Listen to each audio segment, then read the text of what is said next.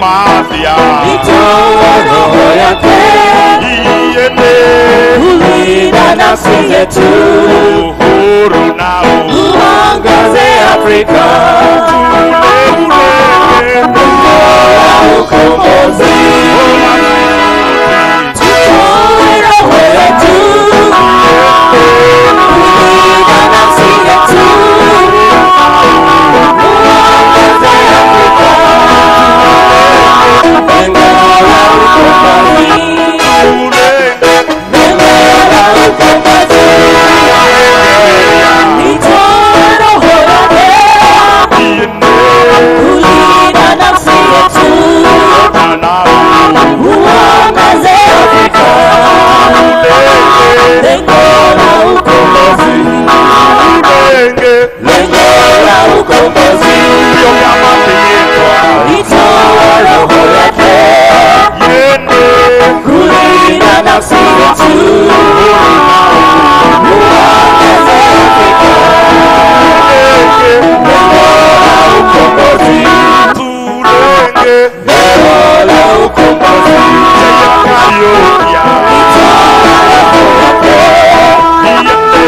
kulinda nafsi yetu, uangaze Afrika, lengo la ukombozi, lengo la ukombozi, itoa roho yake kulinda nafsi yetu, uangaze Afrika, lengo la ukombozi, lengo la ukombozi, lengo la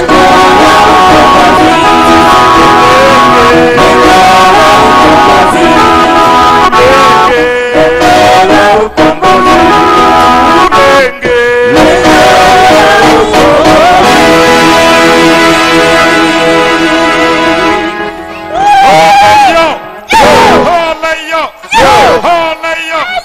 Viva Maumau, viva! Viva Maumau, viva! Viva que toca Hengeri, viva! Viva Filmajo Modonikerema, viva! Viva General Matenge, viva! Viva General Rocago, viva! Viva Diego Neco, viva! Viva Pio Gamapito, viva! Viva Diego Carioki, viva! Viva Diego Nel, viva! Viva, viva, viva!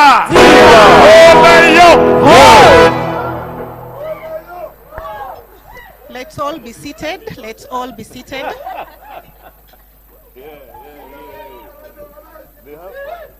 They have four.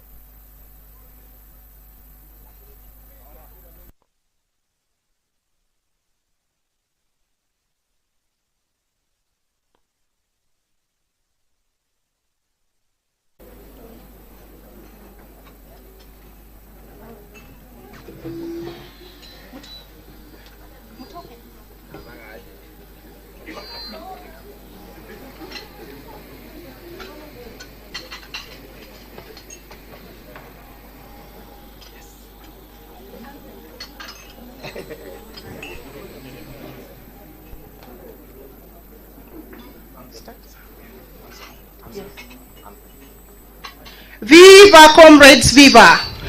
Viva comrades, viva! Wapi furaha?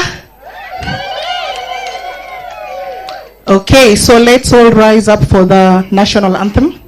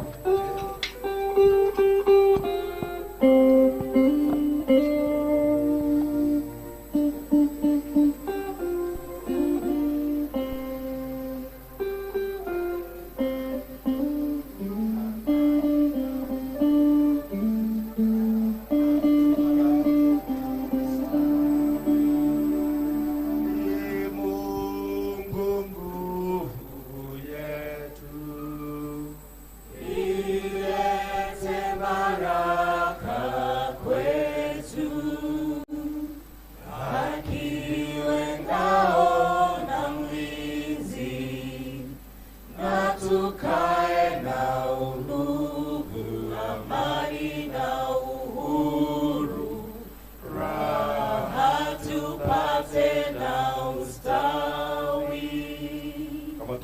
kama hivyo tuimbe wimbo wetu wa taifa wa mapambano.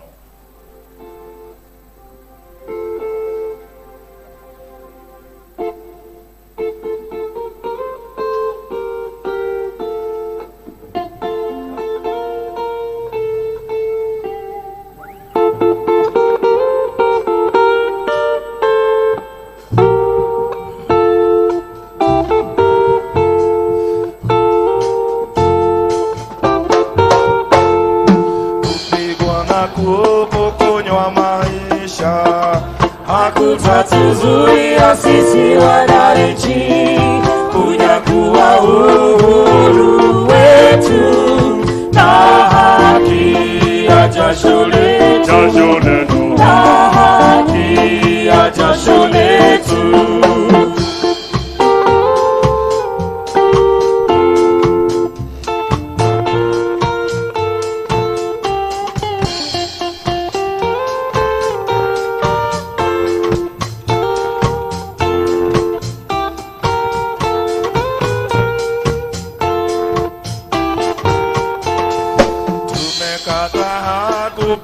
Magoti mbele ya hawa wauaji, bila shaka sisi pia ni watu. Hali ya utumwa tumeikataa, hali ya utumwa tumeikataa.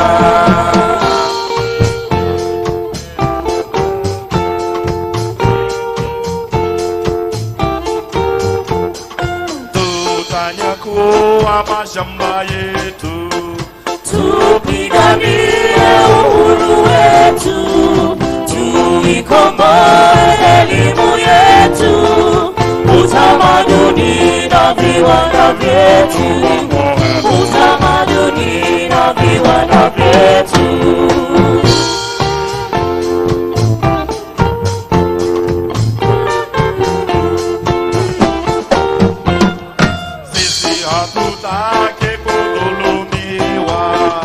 Hatutaki tena mauaji, ili kupeturi angushe.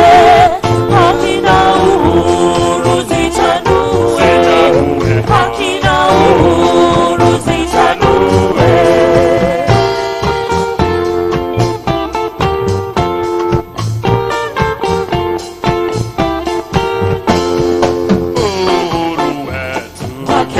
Wakenya, uhuru wetu wa Kenya, tupiganie mashamba yetu. Wakenya, mashamba yetu wa Kenya, tupiganie katiba yetu. Wakenya, katiba yetu wa Kenya, tutekeleze.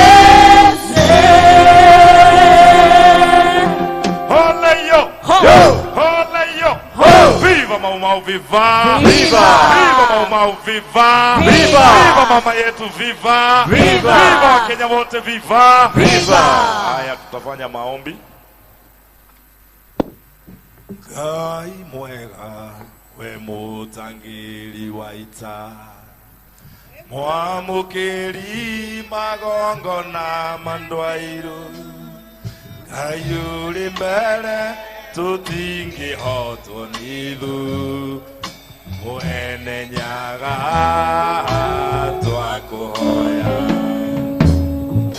ituhoyaga kwendani na itio, natha nyingi cia wendo wa ruriri, wiguano wa Gikuyu na Mumbi, mwene nyaga twakuhoya, hika matimu uruagiro kombo, ciaita ikiruhira ururi,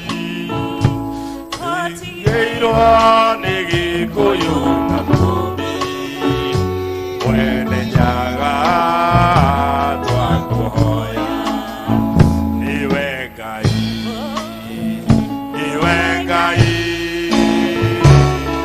Ngai wa mai maithe maitu niwe Ngai mwene nyaga Ngai niwe Ngai thai thathaia Ngai thai tuthathaia Ngai witu thai amani amani Mungu wetu amani. Thank you very much. Let's be seated. It's also a timely event where we, as Kenya Human Rights Commission, continue to celebrate our heroes and heroines in the struggle, in the liberation struggle of this country, Kenya. And so today, we are going to be freeing 3 birds with 1 key. So we will be launching the Maumau Foundation website, the Maumau Foundation itself, and also a memoir.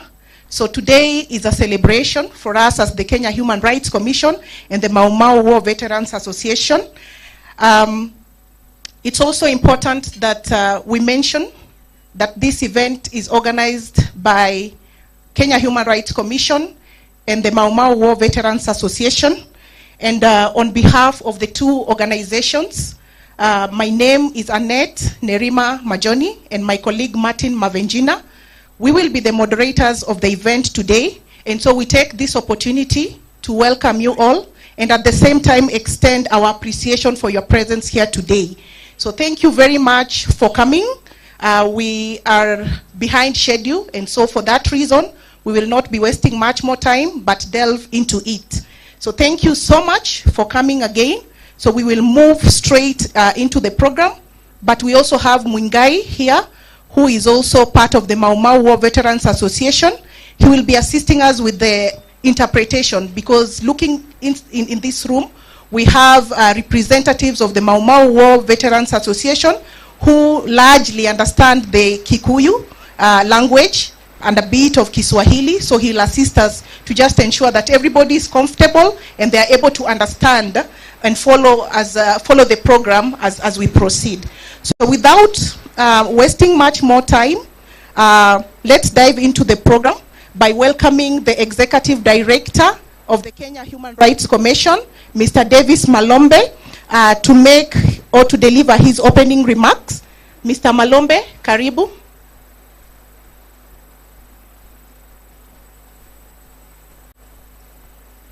You have 5 minutes to do so. Thank you. Good morning. Kwa sababu baba yuko hapa, acha nianze na kusema haya.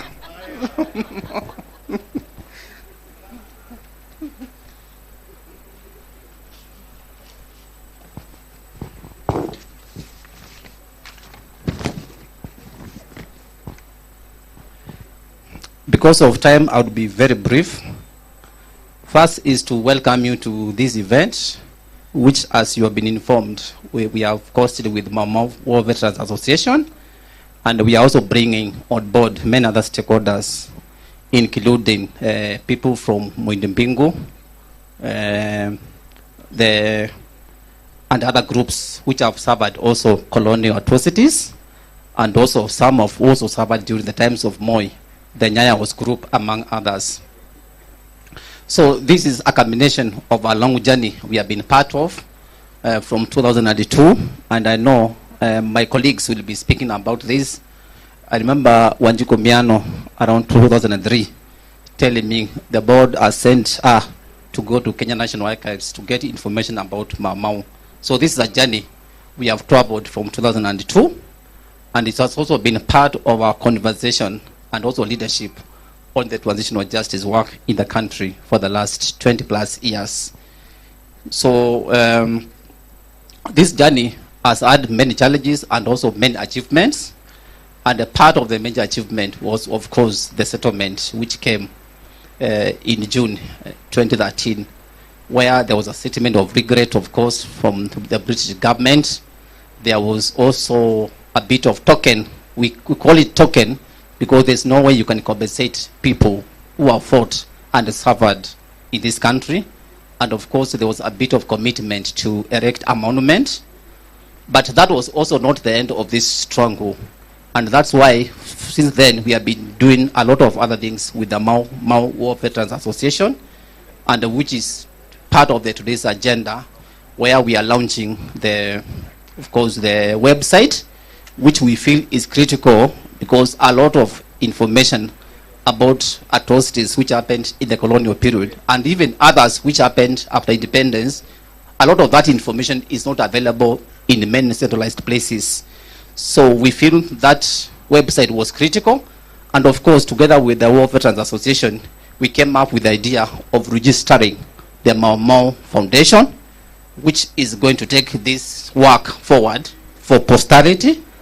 And of course, Mzee Ngitu has also done a very powerful book, which is also going to be part of the launch. So partly, part of the agenda today is also to celebrate Mzee Ngitu for the great work he has done for the last 60 years plus. He's always an inspiration to us, because he was telling me in the morning, he got into this struggle when he was 17, and now he's past 90 years. You can see this kind of commitment to change things in the country. So, Mzee, you remain our inspiration, and you remain our mentor, and that's why part of today's agenda is to celebrate also your leadership and also work in the struggle. As a sector, we have also been planning, also convening a veterans forum, where we also look back, we see where we have come from, and what are the lessons which can also help us deal with the emerging issues in the country. So today is part of that convening, and we are planning to do another major event on 6th of December as we celebrate 75 years of the Universal Declaration on Human Rights. So we'll invite you into another event where we'll be talking about where we are as a country and where we have come. This is because at KHRC we are having this agenda of celebrating our 30 years and also remembering how KHRC has been involved in different struggles in the country. So this event is also coming in the context of 3 developments. One, you remember there was a visit of the King from the UK. And when he came here as KHRC, we issued a statement and also a petition which we submitted to the British High Commission demanding a number of things. Of course, the first one was unconditional public apology for the atrocities which were committed by the British government. What we got, as usual, was a statement of regret, which we believe very strongly is not an apology. An apology is a public acceptance of guilt and also a commitment to provide redress. And compare this to what happened in Tanzania when the German chancellor was in the country the same week, last week. He admitted and said that the German government was really ashamed of the atrocities they committed to Tanzanians, and they were willing to provide remedies on that. And of course, the other demand we made was about reparations for the atrocities which were committed. And it's not just during the colonial period. We are also talking about atrocities committed by the British government and also British citizens and also British corporations in the country since we got independence, because KHRC has been working on a lot of corporate-related atrocities committed by the British companies. So we are looking at all the atrocities committed by the actors from Britain from 1895 to date. So there was very little conversation about the atrocities which have been committed after we got independence.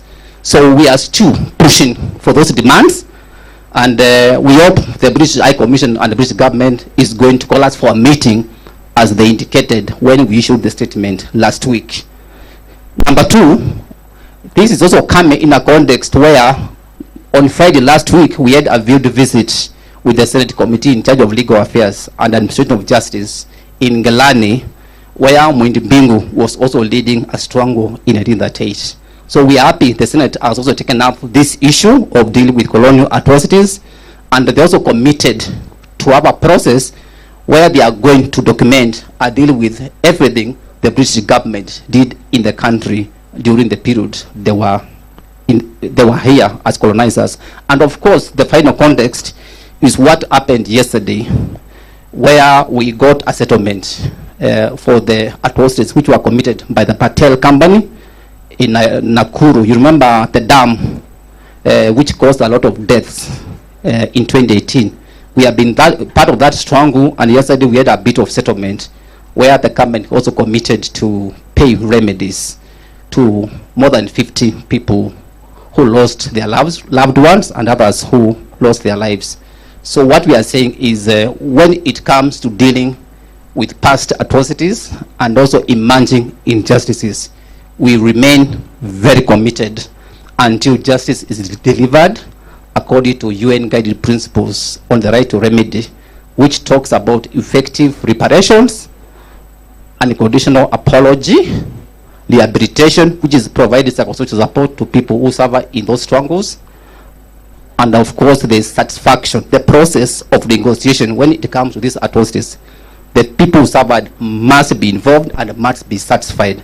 And finally, because of moving things forward, there must be a guarantee of national reputation, because there's no point of providing remedies for the past and you continue committing human rights violation within the current and the future context. So with those remarks, I just want to challenge us to remain committed to pushing for the implementation of the Constitution of Kenya, because in Article 19, the Katiba is very clear that this country is going to be run on the basis that the Bill of Rights is going to be the framework for governing the country, not these economic models we have been seeing being advanced by our government for the last 10 years. I think we have a context where our leaders think by running the government in the Chinese model, where the economy, the delivery of the economy is everything, does not transform change to the people, especially economic and the social cultural rights, which can also be framed as economic and social development.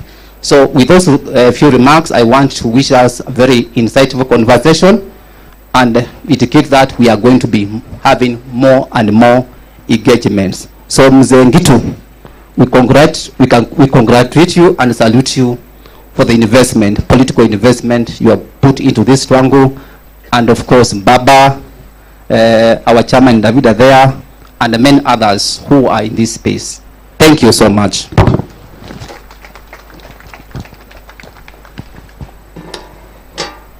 Thank you, Davis, for those powerful remarks. Indeed, our wazees are in their sunset years, and therefore the need to keep memories alive, and that's one of also the reasons why we are here today. So without taking much more time, I will invite Mr. Michael Mwingai, who is the coordinator, Maumau War Veterans Association, to also make his remarks in 5 minutes. Welcome. Thank you. Thank you so much. My name is Mungai, the coordinator, Maumau War Veterans Association. And I want to request, because of all these old men and women, most of them, they can't hear what we are saying, engage in English. So, adwa ito murega inyuothe taiga igemi njega ni undu andu matugeneire muthenya wa muthi ndiraigua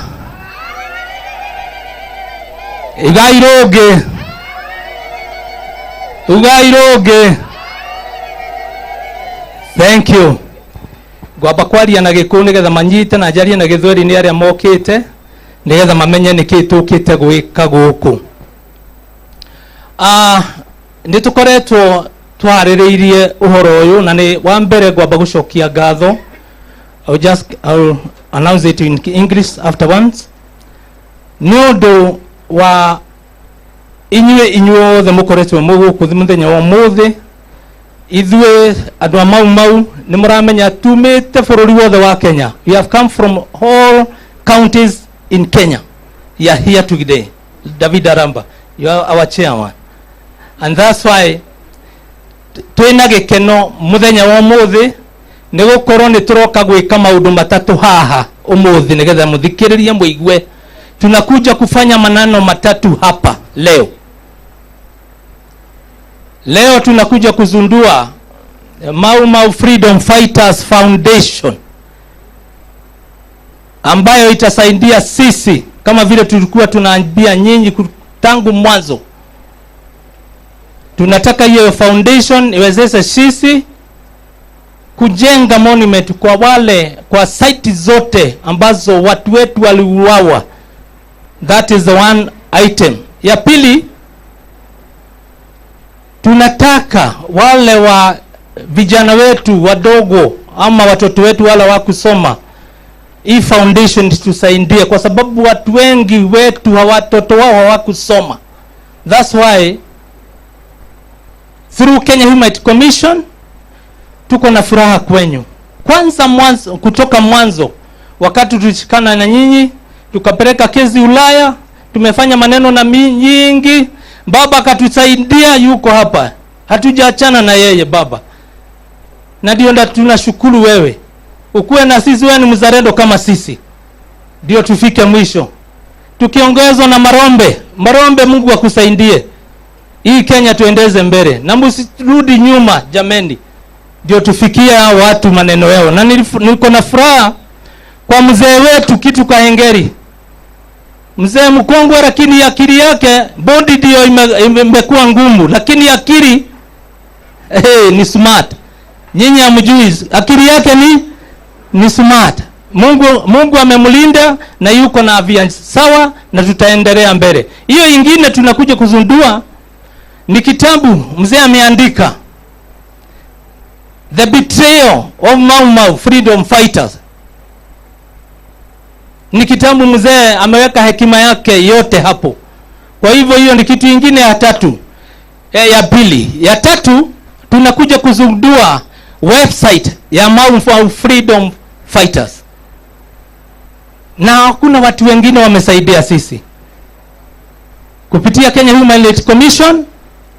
Baba ameingia ndani na tuna haki ya Mungu amsaidie, kwa sababu sisi tulikuwa kwa shimo, lakini Mungu akatuokolea kutoka through Kenya Human Rights Commission. Kibudha Kibwana, tunakusaruti bwana, vile maneno umefanyia sisi.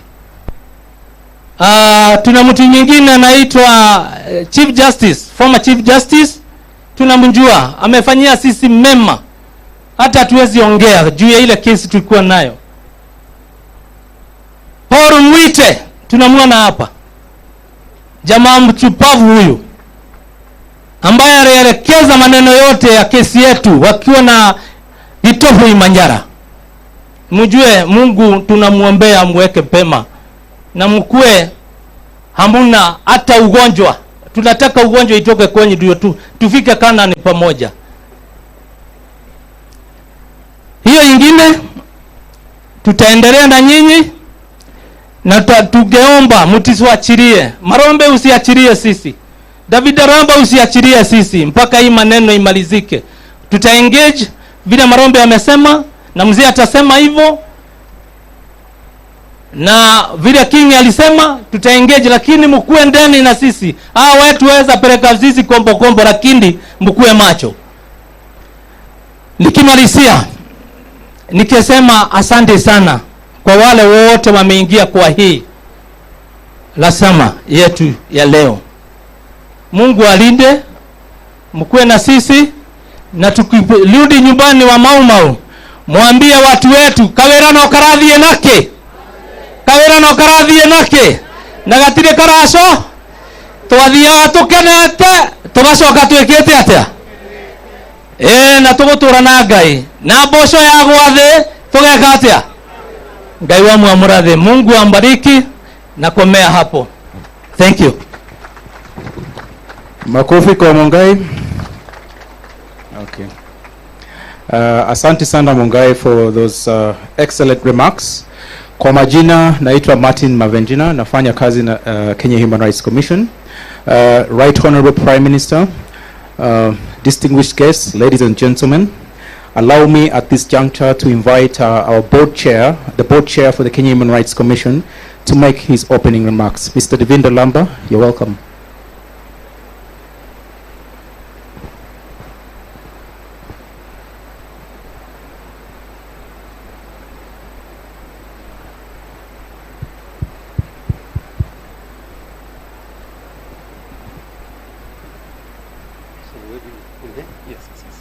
use this mic. Mzee Gitu Kahengeri, Right Honorable Prime Minister Raila Odinga, Mashubja ya Maumau, comrades, Hamjambo zote, Hamjambo tena, Asante. On behalf of the Board of Directors of the Kenya Human Rights Commission, I would like to extend their sincere appreciation to Davis Malombe, senior management and all the staff of the Kenya Human Rights Commission and the Maumau War Veterans Association for the achievement that we are commemorating today. That is the establishment of the Maumau Freedom Foundation, the release of the memoir, and the website. The association, as you know, was prescribed from the colonial times throughout the independence period by the governments of Kenyatta and the governments of Moi. It was the NARC government that registered the association, and that was because it was a demand put on the table to the NARC opposition before the elections that they would register the association among other demands. Now 20 years later now, that was 2003, we have reached a new milestone. We have never given up the struggle, and the struggle will continue. What I would like to do is to speak briefly about one of the components of the out-of-court settlement, and that was the establishment of a monument towards the victims of torture and ill treatment during the colonial era. As you know, I have been in the movement, I've been in the KHRC. When we were told that there would be such a monument that will be established, I went to work as an architect. What the impression I got, what the British government wanted was maybe to put some physical feature somewhere in the city with a plaque with appropriate text. I started to work with KHRC and with architect Diana Lee Smith, my partner, who is here with us this morning. Most of you who know her worked on the memorial. So when the committee was established for the establishment of the memorial, we wanted the committee to make some key decisions before any architectural design work was commenced. One was that we wanted a memorial site which was in a public space within which the memorial will become a place. The Nairobi City County, that was part of the committee, plus the British Embassy, National Museums, KHRC, and the veterans, with two of us just simply as ex officio members. The county gave us the site where we wanted. That was next to the Freedom Corner. The next thing, we tried to help the committee to make a decision that this memorial will be a place, not a statue or where you can't interact, but it must tell the whole story, and it must have a narrative. So we agreed to have 12 panels, or plaques as they're called, to tell the story. And they were created by the committee, but all of them had to be approved by the Foreign Office. But in the process, when we were creating the narrative, it was not easy. There were tense moments, there were objections from the British Embassy on the use of the word Maumau for Land and Freedom Army, and many others. We stood our ground, and finally they had to send it to Foreign Office, and some of the panels had to be approved by William Hague, the Foreign Secretary. So that was a struggle. We achieved that. After having achieved the site and the concept and this, the committee decided to hold an architectural competition. So both of us left the committee because we wanted to enter the competition. The competition was organized by BORAC, which is the registration body of quantity surveyors and architects, according to the rules and regulations, and they established a jury. So architect, me and Diana entered the competition and we won it. And that's the memorial that you see. What is ironic here is that our colonial masters established a memorial towards the victims of torture and ill treatment. But our own government so far has done nothing to memorialize the human rights abuses in Kenya since 1963 as a form of symbolic reparation as recommended by Truth, Justice and Reconciliation Commission. Isn't that ironic? It is. It's very ironic. And the current government has no interest anyway. Okay? So, Mungai mentioned about memorialization, which is a form of symbolic reparation, and that is by our governments as well as the British government. It's not just the British government any longer.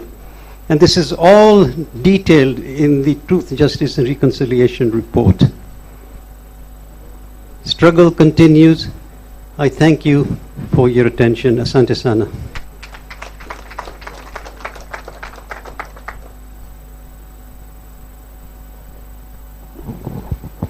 Thank you, Mr. Davinder Lamba, for those wonderful remarks and giving us a rich history about how our journey with the Maumau began, and also re-emphasizing KHRC's commitment to continue working with the Maumau War Veterans Association. I think most of us here in this room have appreciated from the rich history that has been shared by our board chair, Mr. Davinder Lamba.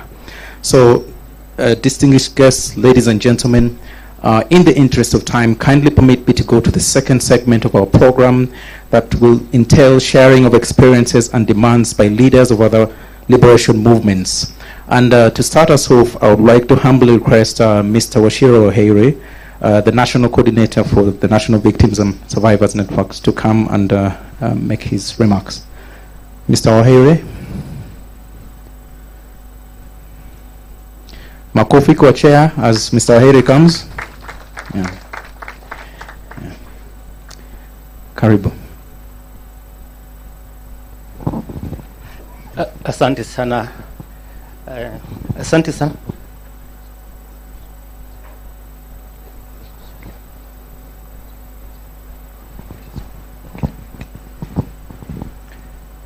Asante sana Bwana Mavenjina na waandalizi wa sherehe hii.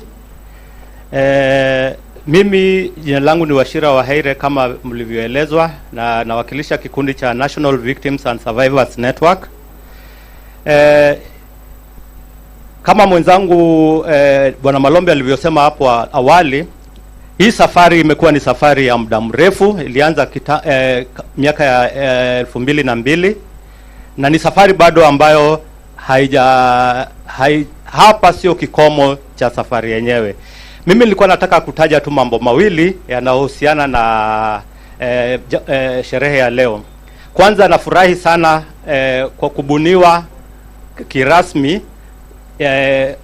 foundation ya Maumau, kwa sababu hii itakuwa ndio gari ambayo itaweza kufuatilia, kwa sababu hii safari ya haki za mpito ni safari mrefu na kuna opportunities ama kuna nafasi nyingi sana ambazo hii foundation inaweza fuata. Kwa mfano, juzi mmeona mfalme akikuja Uingereza, alikuja kutembezwa katika mita kadhaa kutoka hapa. Kuna bustani ya Uhuru Gardens Monument na Museum iko tu hapa karibu, na mimi nilikuwa nataka kupendekeza ya kwamba kuanzia hapa foundation iwe na jukumu ya kwenda kufanya petition ama kuomba nafasi space, yani kutetea haki, kwa sababu kuna gallery ama ukumbi nyingi sana hapa museum ambazo hazina wenyewe. Na ukienda kwa mfano kama nchi kama Afrika Kusini wako na Fredom Park Museum, ambapo hiyo museum ndipo unapata kumbukumbu na historia, rekodi ya mambo mengi sana ambayo tunasema kwa sasa hatuna mahali vizazi vya sasa na vya kesho wanaweza pata kusoma historia. Na ile ningependa kusisitiza ni ya kwamba sisi kama wanaharakati wa Maumau, tusipoitisha ukumbi katika hii museum ilipo hapa, kutakuwa na wengine ambao watakuwa wakipeana historia ya Maumau ambayo sio sambamba ama haiambatani na historia yenyewe. Kwa hivyo hii mambo ya memorialization ni muhimu. Hiyo ukumbi ni ya muhimu na lazima tuchukue nafasi hii. Ningependa kupendekeza tusikapoteze wakati, kwa sababu hizo galleries nasikia ni gallery 27, zingine tayari zishachukuliwa na watu tofauti tofauti. Kwa hivyo hiyo ni pendekezo langu la kwanza, kwamba foundation iwe among the other things ambayo itafanya ni kufuatilia kuwa allocated gallery, kwa sababu ukumbi ni galleries ambapo hata sasa kama ni mikutano ya kumbukumbu kama ya miaka ijayo, tutakuwa tukifanyia mahali ambapo ni pa kihistoria na sio mahali ambapo tunapata hizi mambo ya mahali tuko sio mahali pazuri sana kwa sababu ya mvua, lakini mvua ni ya Mungu pia. Jambo la pili ambalo ningependa kusema ni kwamba foundation iko na jukumu. Juzi katika mazishi ya Mama Mukami, serikali ilitangaza kwamba bado kufikia sasa shujaa Dedan Kimathi bado hajulikani. Anajulikana lakini serikali haitaki kusema ama kutoa ni wapi, ili mabaki ya shujaa yafukuliwe kutoka mahali yaliko, yapewe mazishi ambayo ni ya state ama ya, kwa sababu kusema kweli Maumau na Dedan Kimathi ndio walipigania kiasili historia, ukombozi ama uhuru wa nchi hii. Kwa hivyo ningependa hata foundation tuchukue jukumu. Ile kamati ilisemekana ya watu 30, serikali isipopelekewa haiwezi fanya kitu, it cannot do anything by itself, but lazima kuwe na kundi ambalo linaenda kusema sisi tumejitolea na hawa ndio wawakilishi wetu na tunataka tuonyeshwe ama tuanze hiyo process ya kutafuta identify mahali shujaa Kimathi alizikwa na ili apewe state funeral. Sitaki kuongea sana kwa sababu kwa wakati wa, alafu jambo lingine pia la muhimu ni hii compensation ambayo huyu envoy ama high commissioner wa Uingereza alitangaza juzi. Pia ni muhimu isiwe process ambayo inakatiza ama inagawanya hiki kikundi, kwa sababu nakumbuka kuna hii compensation tranche ya kwanza ya watu 5,200. Kuna wengine sana zaidi ya 10,000 ambao walijiandikisha na bado pia wanasema walitengwa, lakini sasa ni nafasi mzuri pia wajumuishwe, na hii foundation pia inaweza ongoza na njia ya include, iwe an inclusive process ya kupigania reparations. Alafu pia jambo la muhimu pia ni jambo la mashamba, kwa sababu isiwe ya kwamba kama sasa kulikuwa ilikuwa wimbo tutapigania mashamba yetu, isiwe tu ni wimbo. Ni jambo la muhimu sana, kwa sababu mashamba yako katika nchi hii na shujaa na vijana ama descendants wa Maumau walioko na wale hawako, hizo mashamba ziko na zinajulikana. Kwa hivyo pia foundation inafaa pia kutia maanani jambo la kutafuta ama kupigania na kuitisha jambo la mashamba. Asanteni sana.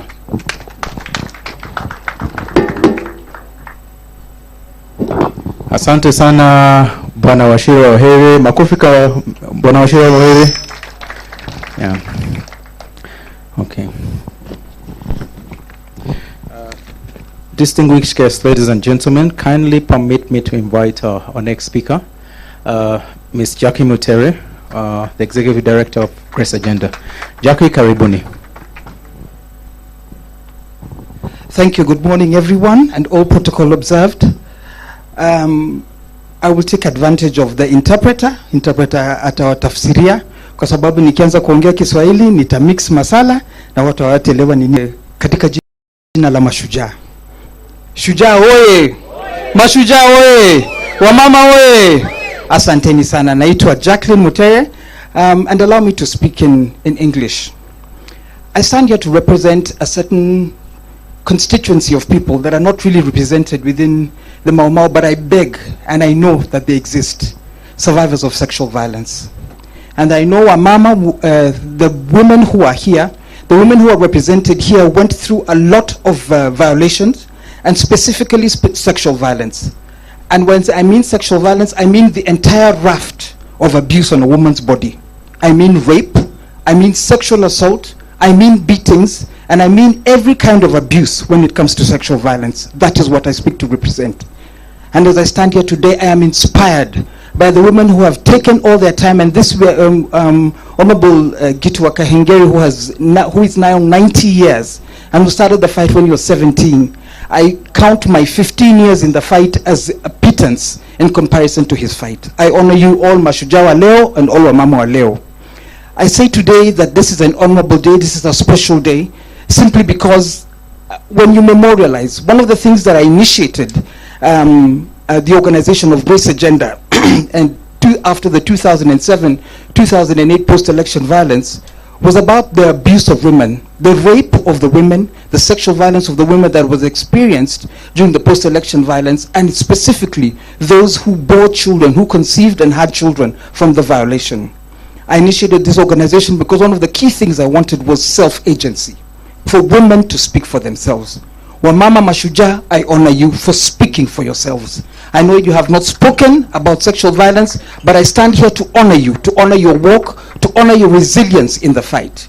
Grace Agenda stands for memorialization specifically, apart from the reparations agenda, three things: for self-agency, to speak for oneself. Secondly, is for reparations for sexual violence. Sexual violence cannot be repaired the way you repair with a memory.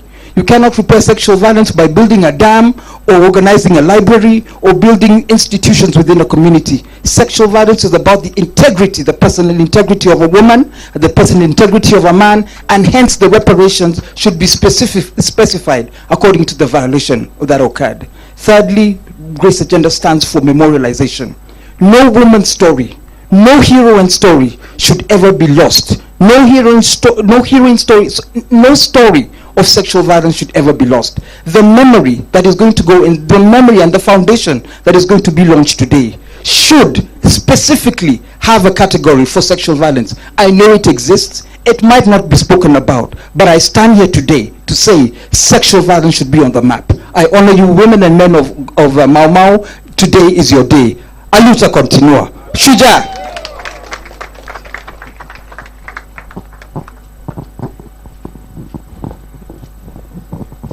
Thank you so much, Jackie.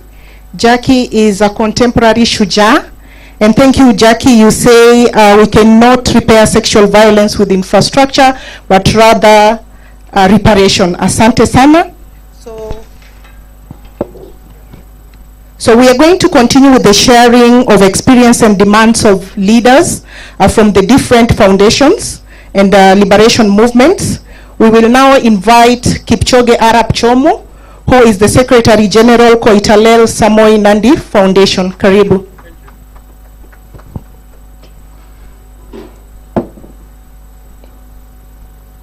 Mashujaa we. Kwa majina naitwa Kipchoge Arap Chomo.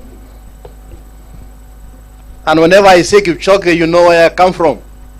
I come from a place of Peters, world Peters in many areas. I come from a place of heroes and heroines. I come from Rift Valley. I come from Nandi community. This is where Koitalel Samoei resisted the colonial government for more than a decade. I'm also the great-grandson of that great man. So I'm honored to be with you as in this Maumau wonderful convention. Nitajaribu kuongea Kiswahili licha ya kwamba sielewi sana. Nandi, among all other communities, resisted the colonial administration. Unajua kuna tofauti kati ya resistance and rebellion. Some people rebelled, but the Nandi and most of the Kenyan communities resisted the colonial administration from the word go. Na wakati Koitalel iliunganisha Wanandi wote na kukataa ubebari ya Wasungu for more than 15 years. Unajua Wasungu waliaibika kuandika 15, wakaandika 11. Ningependa nishukuru kwanza kwa the organizers of this function, kiongozwa na Maumau veteran, kiongozwa na my senior citizen Kitu wa Kaingeri, pamoja na Kenya Human Rights Commission, Bwana Davis Malombe, shukrani. All protocol observed.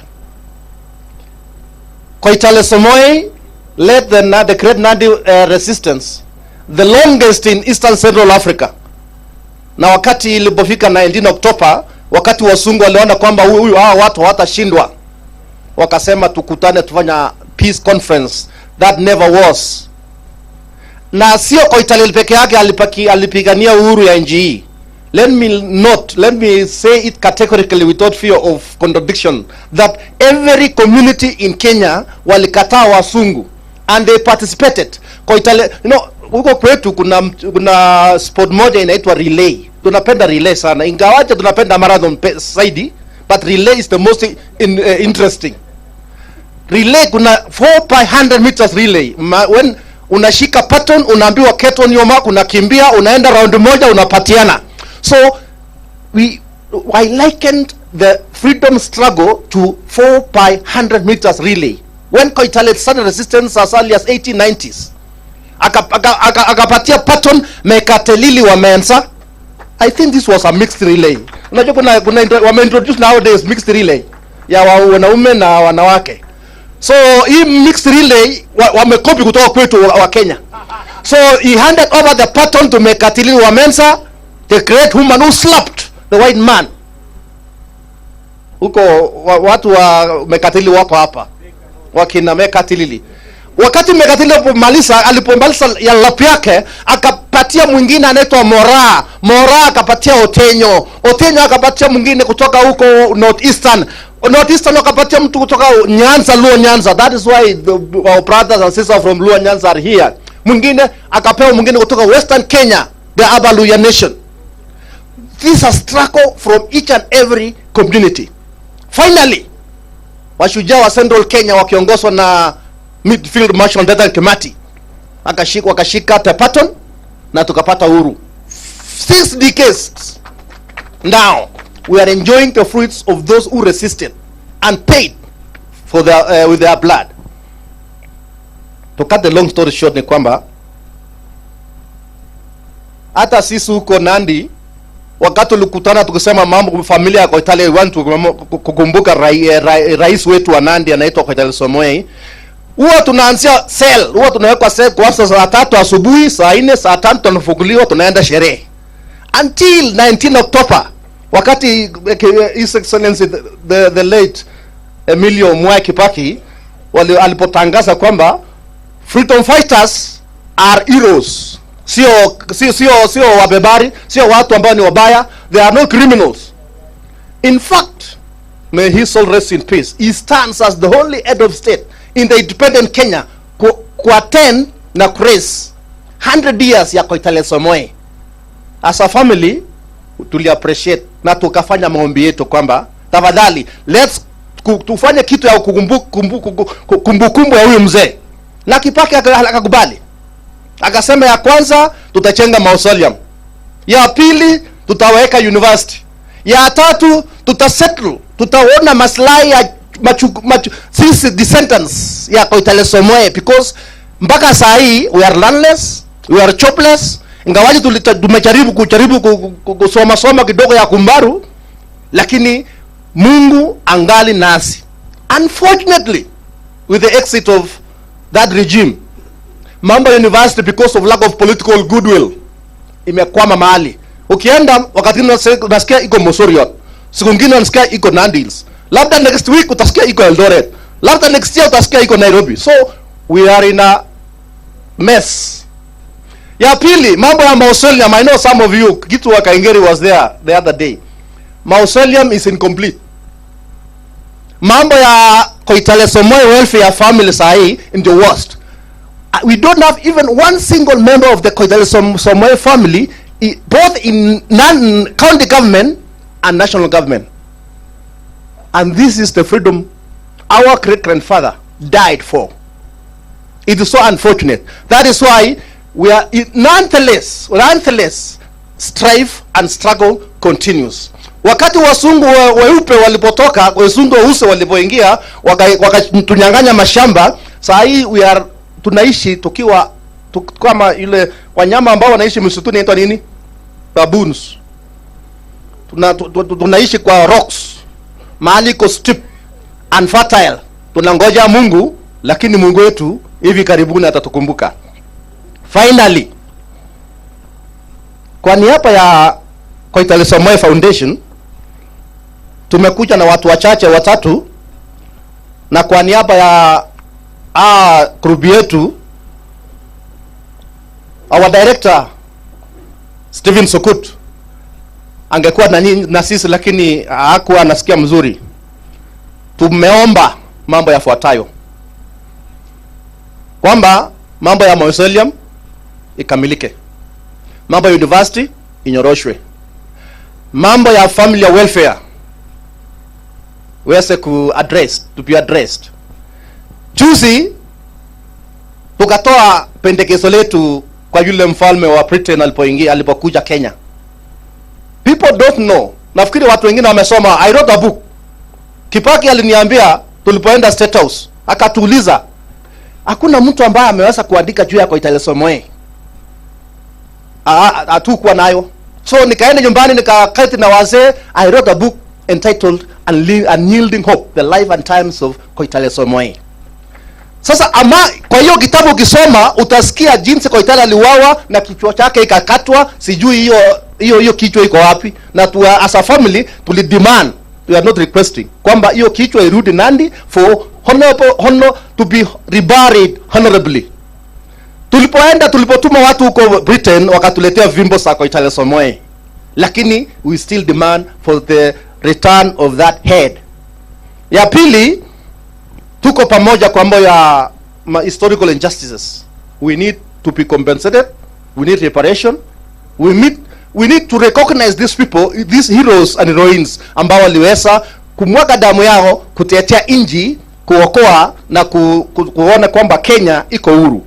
It's so unfortunate that those who were serving, the collaborators, are now enjoying the fruits of independence, while those who suffered and died in prisons, in the forests, are now still languishing in abject poverty, wakati wale wengine wanapotawala na kukula mali na kukunywa na kustarehe.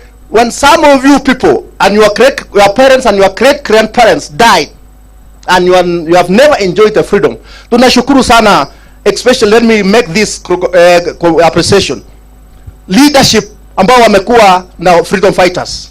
Nimesikia wengine wako hapa na wengine hawako. I used to see David Alamba kwa TV peke yake. Thank you so much. Nilikuwa najua yeye mzee wa filimbi. I think this is the same person ambao anapiga filimbi samani wakati wa ile nyingine.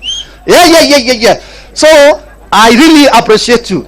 And all these other leaders, lawyers, Paul Mwite, na yule lawyer mwingine ambao wakati the only lawyer ambaye alipenalize mama mwingine mkubwa hapa alipochapa kofi aliposema mama mwingine ambaye haistahili wanaume.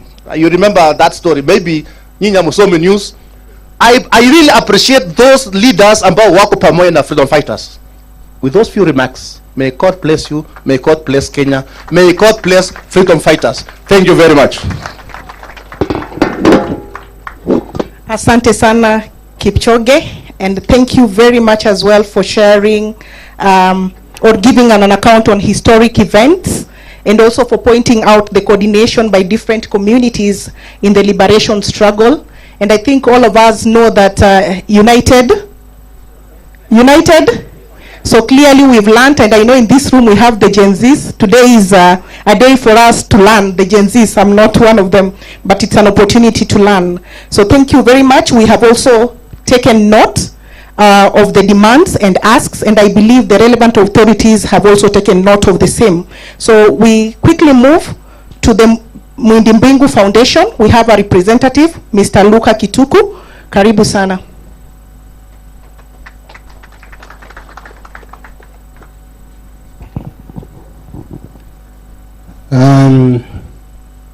kwa viongozi na wale waliotayarisha hii mpango ili tukutane, tujuane, tuelewane kwa kiongozi wetu wa Maumau kitu Kaengeri. Namuona baba Gwambo ako hapo karibu. Nasema Gwambo sababu baba yake tulikuwa naye wakati mmoja tukitengeneza chama ilikuwa inaitwa KPU. Na hiyo mzee ilikuwa nampenda sana. Wakati mmoja aliambiwa apewe uhuru, akasema hawezi akachukua uhuru watu wakiwa kwa jela. Kabla sijaendelea na niseme yangu, watu wengi hawajui Kaengeri kama ndio alikuwa mjumbe wa kwanza wa Njunja. Na watu wengine hawajui kwa nini Kaengeri aliwacha kiti ya MB. Tulipopata uhuru tulikuwa tunafikiria mashamba tutapewa bure. Tukaanza kuhusiwa mashamba. Kitu Kaengeri akasema hata kuongoza kama MB nimeacha. Nipikanie wenzangu wapate mashamba. Na ile mashamba ikaenda.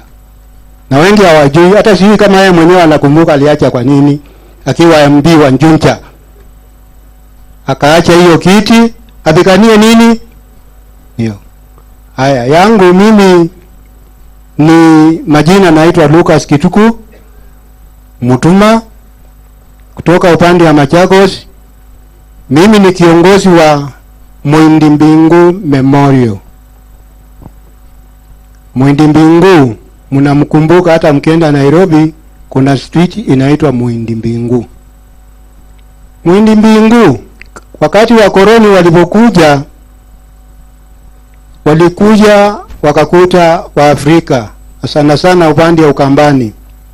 Wakamba wakiwa na mashamba kubwa, wanalima, wanalisha ng'ombe zao, na wakasikia uchungu. Wakaona si mzuri Wakamba wakae wakilima huko. Wakaanza kuwasukuma kutoka hapa Embakasi mpaka huko Ngelani. Na baada ya hapo wakaanza kuchukua ng'ombe za Wakamba. Na wanaanza kupeleka kuchinja. Wakichinja zile ng'ombe wanapelekea wale watu wakilikuwa wanapikana huko Ethiopia na nchi zingine askari.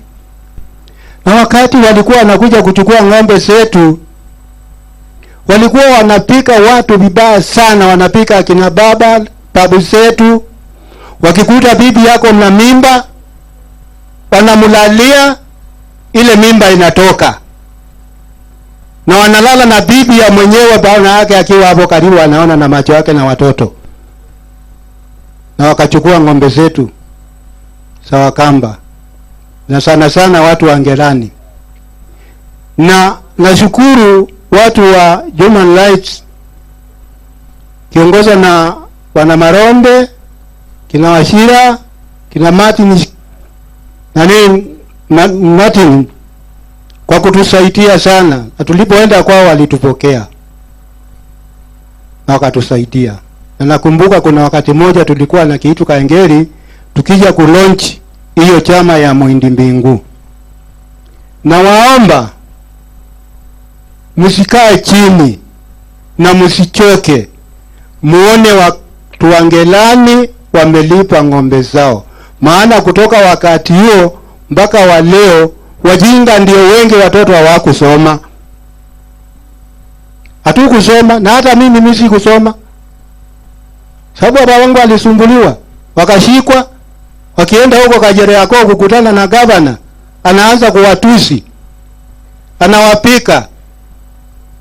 Mpaka hata siku moja mzee mmoja akauliza gavana, tunakuomba uambie mzungu, uambie Mungu wa wazungu awache kusumbua Mungu wa Wakamba.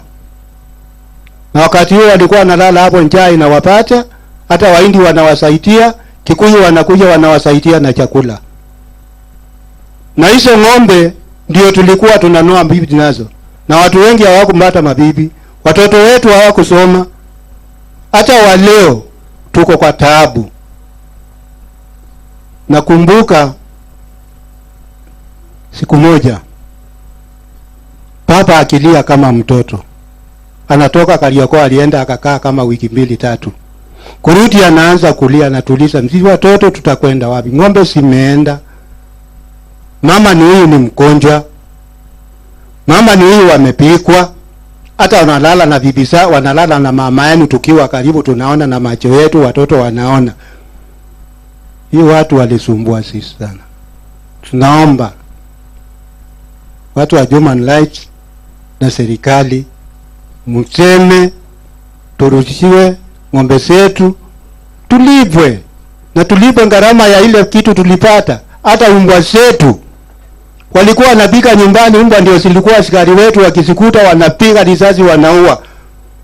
Na wakati huo tulikuwa na maziwa ilikuwa ni mingi sana, na tulikuwa pale pia maziwa kwa sufuria ama kwa sahani, tulikuwa tunashimba chini tunapatia umbwa zetu maziwa, tunasiwekea hapo chini sababu maziwa ile kwa nyingi. Sinakulia hapo, na ndio walikuwa askari.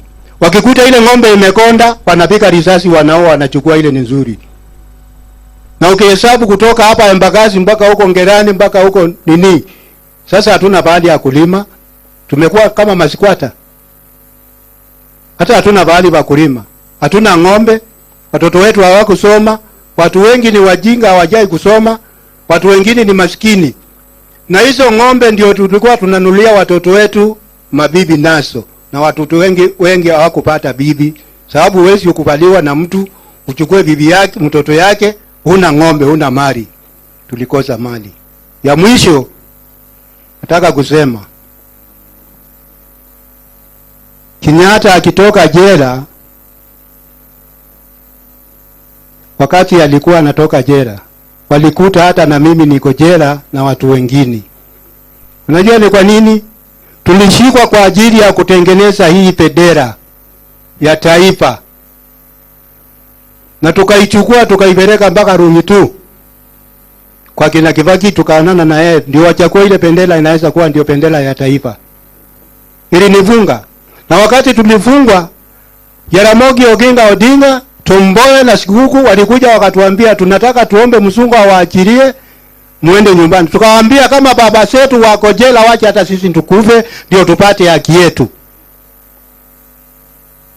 Na tukafungwa mpaka tukakaa ndio tukatoka. Walipotoka na sisi tukakaa kidogo kidogo kama miezi 3-6 tukaachiliwa.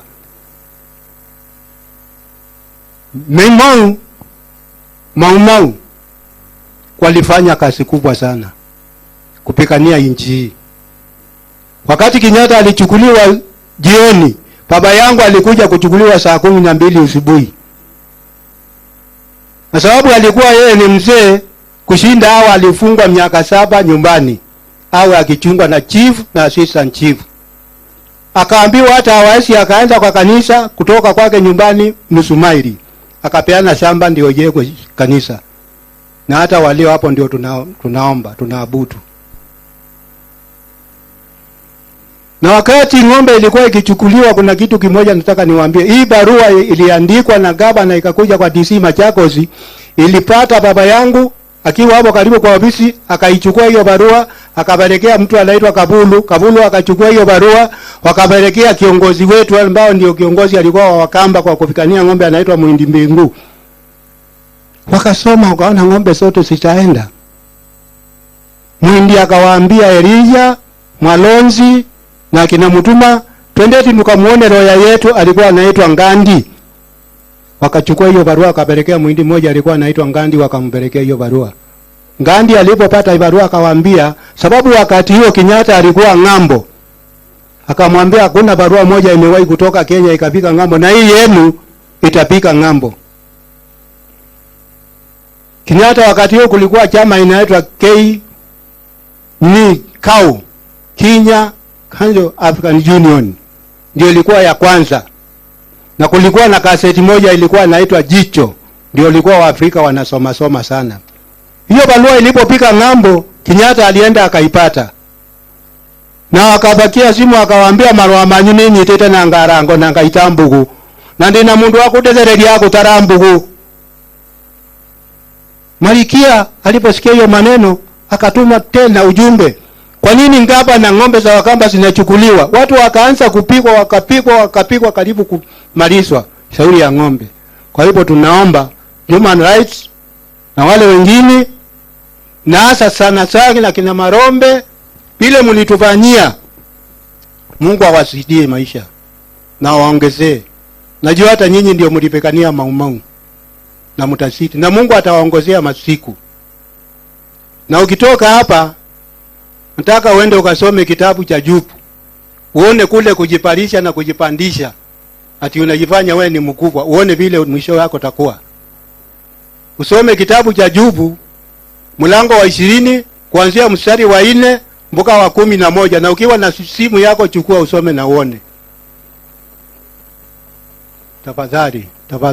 Tafadhali sisi wananchi wa Kenya tuache kuondoa mkoroni na tupate mkoroni mambo leo. Tuache kuondoa mkoroni na tupate mkoroni mambo leo. Na yale unafanyia watu yako, na wewe jua siku moja utafanyiwa. Mungu wako, na Mungu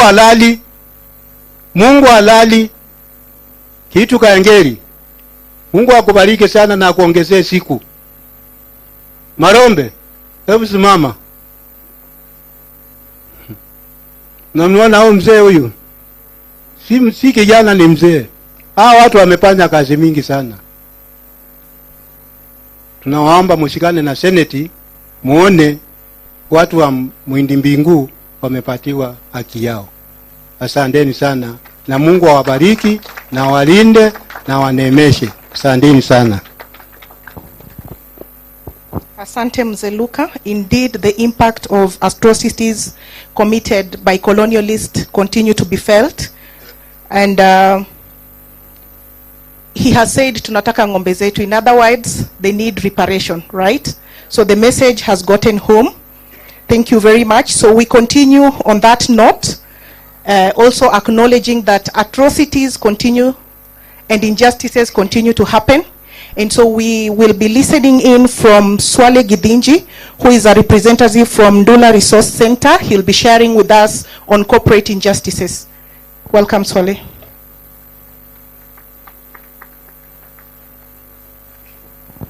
Thank you. Right Honorable Prime Minister, all protocols respectfully observed. Naitwa Swale Gidinji. Hamjambo. Mimi nitazungumza tu mambo matatu. Nafanya kazi na shirika linaitwa Ndula Resource Center ambalo liko karibu sana na boma ya shujaa mza Geto Kahengeri. Kila asubuhi Geto akiamka kikohoa, sisi usikia, tunaamka tunajua kumekucha. Sasa mimi nitazungumza jambo la kwanza, uhusiano kati ya dhulma ambazo zinaendeleshwa na makampuni makubwa ya kigeni na mapambano ya Maumau ambao siku ya leo tunasherehekea. Wakati Maumau walienda msituni kupigania uhuru na mashamba, na hadi tulipopata uhuru 1963, sisi kama Ndula Resource Center tunaona kwamba bado ukoloni ambao Maumau walipigania bado hujaisha bado, kwa sababu mambo ya msingi yale ambao Maumau wazee wetu ilifanya waende msituni wakaumia sana, wakapoteza ujana wao, mali yao na familia yao, mpaka leo hii yanaendelezwa, lakini yanaendelezwa kwa njia tofauti sana. Yanaendelezwa through hizi kampuni za kigeni ambazo zina milki ardhi ile yenye rutuba nyingi zaidi na ekari nyingi kabisa, hasa upande wa Kiambu, Murang'a, pia upande wa Nandi ambapo kwa Italela amezungumza, pia upande wa Coast Province, na kule kwetu zile kampuni mbili ni kampuni ya Kakuzi na kampuni ya Del Monte. Na sisi tunasema kwamba hiyo ndio ile colonial legacy in the context of colonial agriculture as we see it today, ndio zile dhulma ambazo zinatuumiza sana. Na sana ya kwanza ni mambo na mashamba. Kwamba Maumau walipopata uhuru tuliambiwa sasa hakuna cha bure, kwamba watu wanunue ardhi kwa anayependa kuuza na anayependa kununua. na hiyo ilifanya Afrika wengi sana mpaka leo wakae kama wachuchumaji, squatters. Alafu pakatokea element ingine ya internally displaced persons ambao tuko na wengi sana upande wa Kakuzi, na tumekuwa tukipambana sana kuhakikisha kwamba ile vita wazee wetu walianzisha sisi tunaendelesha, ili kuhakikisha kwamba hizi kampuni kubwa zimerelease yale mashamba ambayo walinyakua kutoka kwa wanaishi katika hali ya umaskini sana mpaka siku ya leo. Na katika hayo mapambano tulienda National Land Commission na tulipata award tarehe 1 mwezi wa 3 2019 ambayo ilisema ya kwamba Kakuzi iachilie mashamba yote ya raia ama ya umma ambayo imekalia, ambao ni maelfu ya maekari. Na tulipopata hiyo award ni jambo la kusikitisha sana, hadi wa leo that award has never been implemented because Kakuzi PLC has been using the courts to ensure that award is never implemented. Na kwa hivyo action point ya leo katika mambo ya unyakuzi wa mashamba ambayo yanamilikiwa na haya makampuni makubwa ni kuomba wazalendo wote na stakeholders walio hapa tuungane pamoja kuhakikisha kwamba that award ya 1st March 2019 is implemented in totality. Na ya pili ni kwamba National Land Commission resume kusikiza makesi ya historical land injustices ambayo yamekwama tangu November tarehe 1 2018. Sisi ni Maumau wadogo na tuko na hiyo spirit kuhakikisha ya kwamba kazi iliyobaki we are going to finish together ili watu wakae na raha. Jambo la pili kuhusu dhulma ni masuala ya watu kunyanyaswa. Mulisikia wakati tulipopeleka kesi nchi ya ng'ambo pamoja na Kenya Human Rights Commission mwaka 2019, tuliweza kupata award kwa niaba ya Wakenya 85 ambao walipewa takriban ridhaa ya shilingi milioni 762. Hizi pesa zilikuwa ni za kulipa ridhaa wale wenzetu kutoka Kakuzi ambao walikuwa wamebakwa, na nimesikia mwenzetu akizungumzia swala la kubakwa kwa njia ya juu sana, waliopigwa na maaskari wa Kakuzi walipata hiyo ridhaa. Na zaidi ya hiyo pia tuliweza kupata what we call community reparations, ambazo ni mikakati ambao Kakuzi ilisema kati ya miaka 3 itaweza kufanyia jamii ili kwa njia ya kuwapatia kitu kinaitwa satisfaction. Though sisi hatukuridhika na hiyo community reparation program kwa sababu inakuja in the form of CSR. There's no way CSR projects can replace restorative and reparative justice mechanism. Those are two different things. Kwa hivyo sisi tumekataa kuengage na hiyo framework until they acknowledge that indeed waliweza kudhulumu watu wetu na wamedhulumu jamii zetu muda mrefu, waweze kuwapatia haki lakini sio zawadi. We don't want that and our communities are very very serious about that. Jambo la tatu ni kwamba kila mara tukizungumza kuhusu dhulma za wafanyikazi tunaambiwa tunyamaze. Hizi kampuni zinalipa kodi na ushuru mkubwa sana kwa serikali, kodi na ushuru ambao hauna faida yoyote katika wananchi. Yes, they say they pay billions in terms of taxes, they say they create employment, lakini ile ajira ambao wanapatia watu wetu ni ajira ya mapato ya chini sana, poverty wages. Kwa hivyo sisi tumesema tunataka Wakenya wapewe haki kulingana na jasho lao, equal pay for equal work done, so that waweze kujiendeleza kiuchumi na kuendeleza familia yao, lakini isiwe their motto is together we grow and then they leave a whole community behind. Sehemu ya pili nitasema ni tukio gani matatu muhimu ambao sisi kama Ndula tukishirikiana na jamii za Kakuzi na Del Monte tumefanya. Ya kwanza nimesema ni hiyo filing of historical land injustices pale National Land Commission na tukapata award. Ya pili ni hiyo kesi ambayo tulipeleka katika koti ya haki kule Britain, tukapata award ya around 1 billion.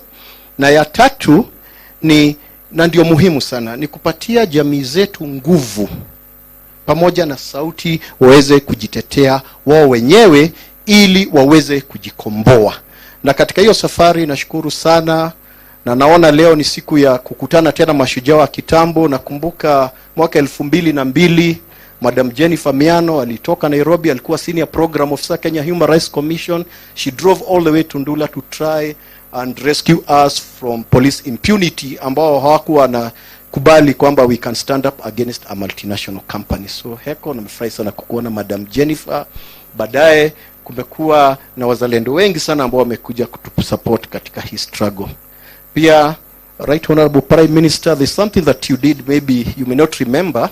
Tulikuja katika ofisi yako mwaka wa 2010 tukiwa na lalamishi kwamba mabepari fulani walikuwa wanataka kunyakua Ndula Kengen Power Station, and we instructed your then PS Mohamed Isahakia to come and listen to the Ndula community and ensure that the rights of the community are protected. I'm happy to say that today that power station is still government property, and those who wanted to grab it, they were not able to do it. So tunakushukuru sana. Na nyinyi nyote mlio hapa, mapambano yanataka tushikane na tuwe focused, na hutachagua ni mapambano gani utajihusisha nayo, ni gani utasahau. Na ndio kwa mfano yale yote yameongewa na Mutere, yakaongewa na Koitalel, yakaongolewa na Muidibingu, yakaongelewa na Washiro wa Heire. Nafikiri hayo yote ni mambo ambayo tukishikana sisi pamoja tutaweza. Mwisho kabisa, Paul Mwite, thank you so much. You know, we were in a lot of hot soup 2 years ago, and you engaged the DCI and they ran away. Thank you. Daniel Kamau and all the rest, pongezi. Viva Maumau, viva.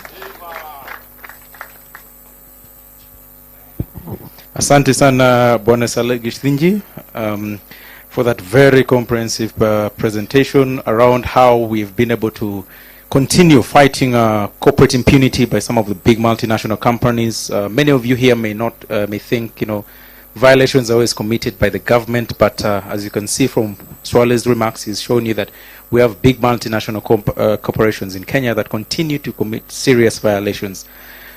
Distinguished guests, kindly permit us to go to the next segment of the program, that is the Maumau's journey in their quest for justice. And to start us off, allow me to invite Ms. Wanjiku Miano. She was the former Kenya Executive Director for the Kenya Human Rights Commission between the year 2003 and 2006. And she's kindly permit me to invite her to tell us about the journey of the Maumau. Karibu Wanjiku. Makofi kwake akikuja. Hamjambo nyote, hamjambo tena. Ningependa kwanza niseme najivunia lugha ya Kiswahili. Miezi kadhaa nafikiria iliyopita, Kiswahili sio lugha tu ya taifa, lakini ni lugha ya kimataifa. Kwa hivyo ningependa kujivunia kwa njia ya kuweza kuongea na kujieleza kwa hii lugha leo. Hata kama pengine mtaniwia radhi, nitaweza kuchanganya ambapo sitaweza haswa kueleza hisia zangu kikamilifu kwa Kiswahili. Kwa hivyo kwanza ningependa kutambua wageni wetu wote wa heshima, nikianza na mashujaa wetu wa Maumau, wake kwa waume. Maumau mashujaa hoye, Maumau mashujaa hoye. Nikifuatia na Honorable Raila Odinga. Pia ningependa kumtambua mwenyekiti wa tume, shirika la tume la kutetea haki ya za binadamu, Bwana Davida Lamba, Bwana Getu Kahengeri.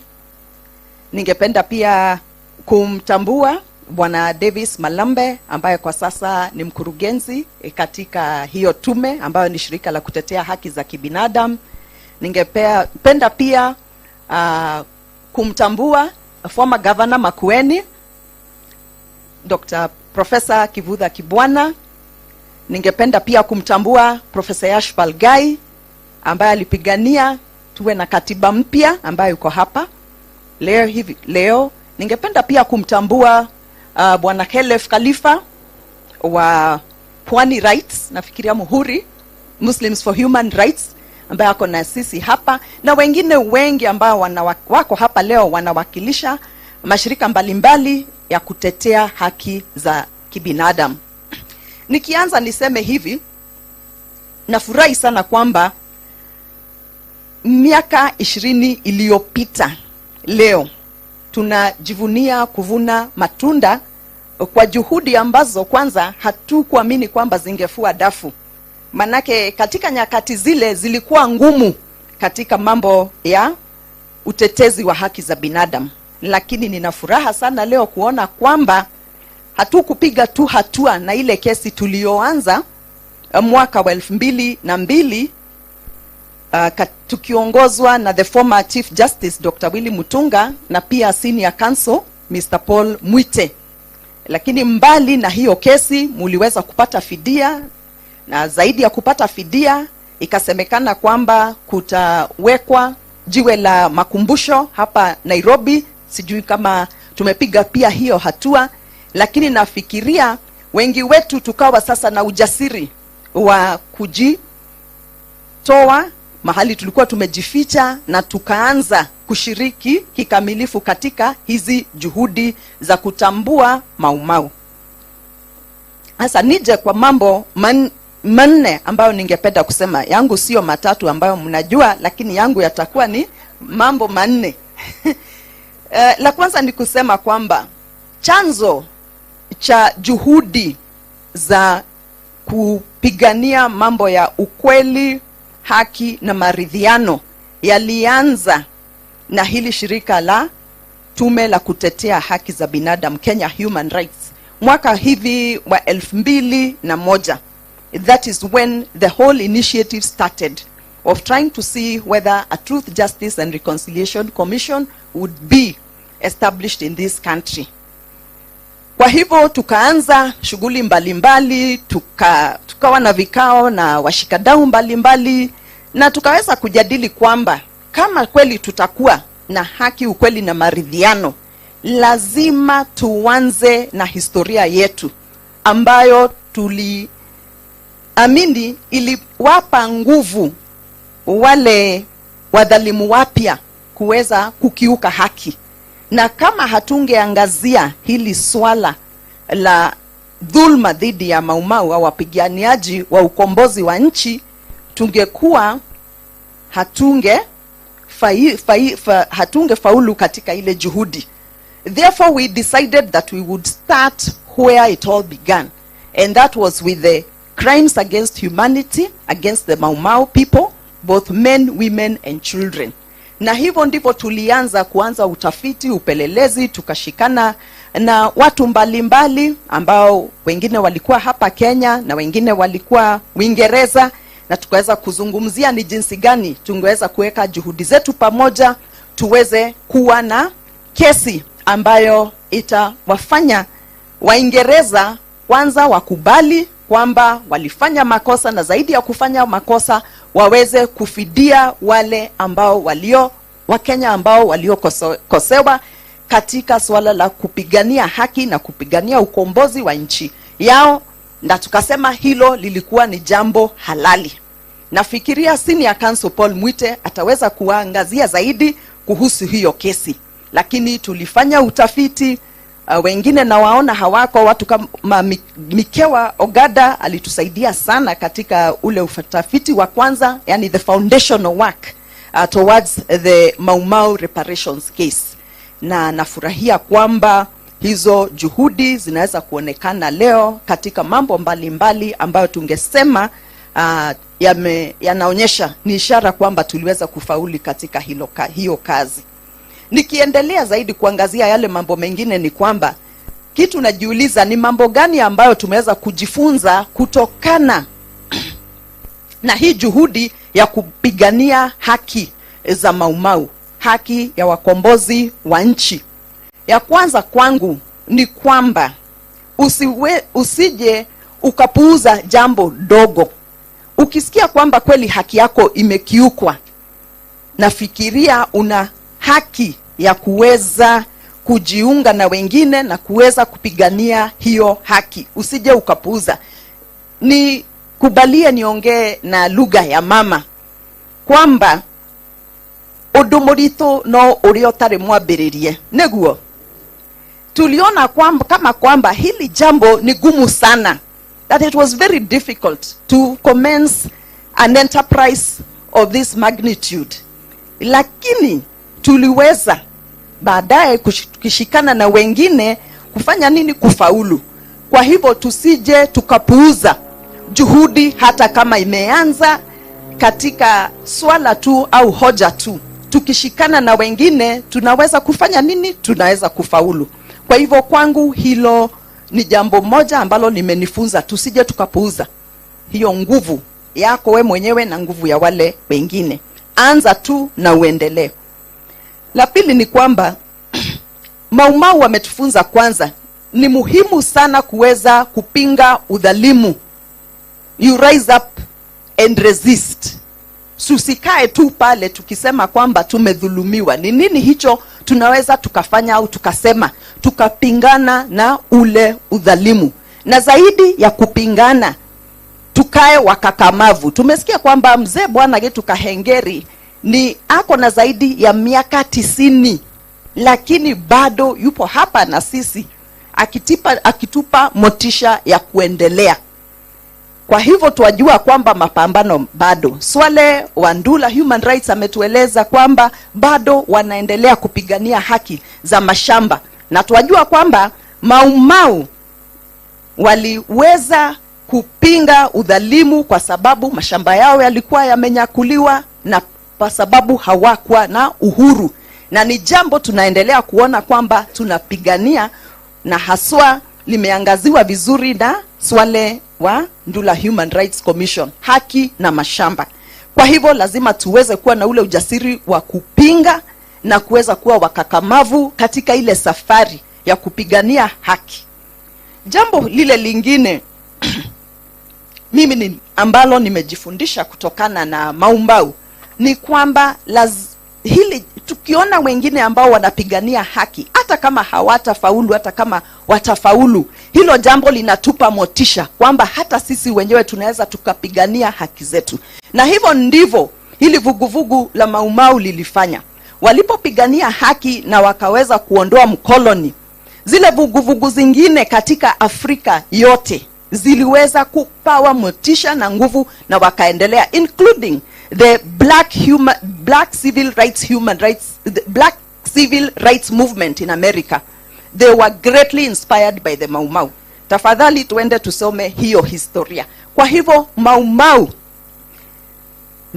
the Maumau is a force to reckon with, na imetupatia motisha hata sisi ambao tuko wa hii karne, na pengine wale wengine wadogo, present and future generations, tutaendelea kupata motisha kutokana na Maumau na jinsi walivyozitatiti katika kukomboa nchi. So they have inspired not only citizens in this country to continuously fight for their freedoms, but citizens of other countries. Lile jambo lingine ningesema ni kwamba kwa kupigania Maumau kufidiwa na kujulikana not as an outlawed movement, not as outlaws or a criminalized movement, tumeweza kurudisha hadhi ya nani shujaa katika nchi. Na nikubalia niseme hili, watu wengi tunajua wametuzwa wakati tuko na siku kama za Mashujaa Day ama Jamhuri Day ama Mashujaa Day, na unapata mtu anapata Elder of the Burning Spear na zinginezo, na tunaulizana hawa watu wanapata kutuzwa jinsi gani? Na kwa miaka mingi hatukuwa tunasikia watu ambao wanastahili wanatuzwa. But I think what the struggle for recognition of the Maumau in the country has done, it has brought us to begin to reflect on who are our heroes. Nani shujaa kati yetu? Shujaa ni mtu ambaye anaiba mabilioni ya pesa, halafu kesho mnamtukuza kama mwekezaji shujaa ama maarufu nchini. Ama shujaa ni mtu ambaye anajitolea kwa hali na mali na kupigania ukombozi, sio wake tu na hana ubinafsi, lakini wale watu wengine wote na nchi yake. So let us reflect deeply about the whole issue of shujaa. I know it's a continuing conversation. Ni mjadala ambao unaendelea katika nyanja zingine kuhusu ni nani shujaa halisi katika nchi yetu. So we now recognize who our true heroes and heroines are. Pia niseme jambo hili kama mwanamke, kwa muda mrefu tumeweza kuangalia shujaa ni kama mwanaume, lakini shujaa si mwanamke. Lakini leo hii tunajua kwamba pia mashujaa wapo ambao ni wanawake, kama hayati Field Marshal Muthoni Kirima aliyezikwa kama mwezi mmoja uliopita. Na nimefurahi kusikia yule mama ambaye alikuwa hapa, ambaye anawakilisha the Grace Foundation, kwamba lazima tuwatambue akina mama kati yetu waliodhulumiwa, because their needs are altogether different from the needs of the other group. Kwa hivyo lazima pia tuwatambue akina mama shujaa kati yetu au miongoni mwetu. Nikimalizia, ningependa kusema hili jambo. Niliweza kuangalia mtandao na nilikuwa natafuta maana ya jina Maumau, na nikapata kwamba hakuna yeyote ambaye ameweza kuelezea Maumau na ile jinsi halisi tunayoielewa. Na nikajiuliza, kweli pia katika mambo ya kidijitali kuna uhaki? Sisi kama watetezi wa haki za binadamu tunaweza kufanyaje tuingie pale katika mtandao na kuweza kueleza hii historia sisi wenyewe, ambao ndio wenye historia ya Maumau? Manake kuna yule aliyekuwa hapa aliyesema hapa awali kwamba tusipochunga hii historia itaandikwa na wengine, na wataiandika kulingana na jinsi wao wanavyoielewa. Niliangalia pia pale katika mtandao the Black History Month, na niliona kwamba wale wako kipao mbele, na sio kwa ubaya, I'm not being racist, ni wazungu wawili ambao wamepeana historia ya Maumau. Sijapata Getu Kehengeri pale akitajwa, sijapata juhudi za Senior Counsel Paul Mwite pale zikitajwa, na wengineo ambao tunajua ni wa hapa nchini wakitajwa.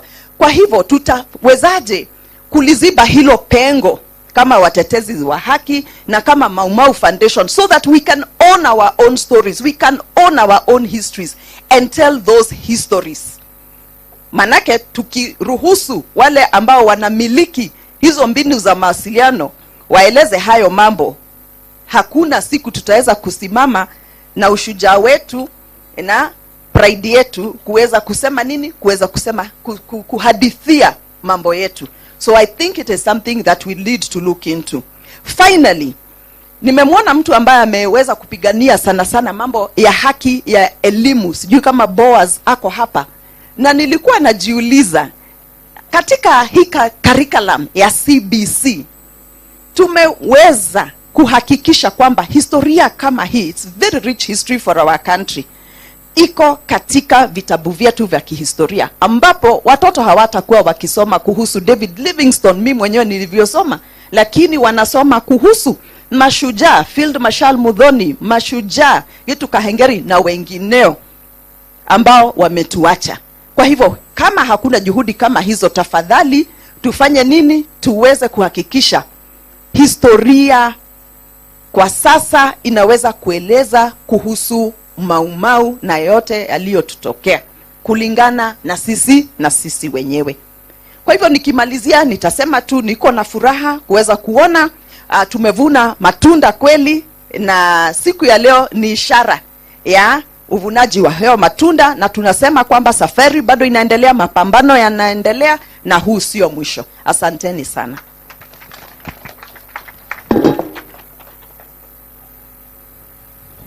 Asante sana Wanjiku Miano for those powerful and inspiring reflections on the Maumau's journey in their quest for justice. Ladies and gentlemen, allow me to, in absentia, acknowledge three personalities who would have loved to be here, but for circumstances beyond their control, they are unable to be here. The first person that I want to acknowledge is Muthoni Wanyeki, KHRC Executive Director, 2007 to 2011, and now Regional Director for the Open Society Foundation. The second person is Atsango Chisoni, who was executive director from 2011 to 2015. And lastly, Mr. George Morara, who now works with the US Embassy, but was at one point in time working with the Kenya Human Rights Commission. These three personalities played a very important role in the Maumau's quest for justice in the different capacities that they served while at the Kenya Human Rights Commission. So, and I would like us to all especially, acknowledge the important role they played to see our heroes here with us today. Now, ladies and gentlemen, I would want to now take this opportunity to invite Senior Counsel Paul Mwite to share with us his reflections. Karibuni, Senior.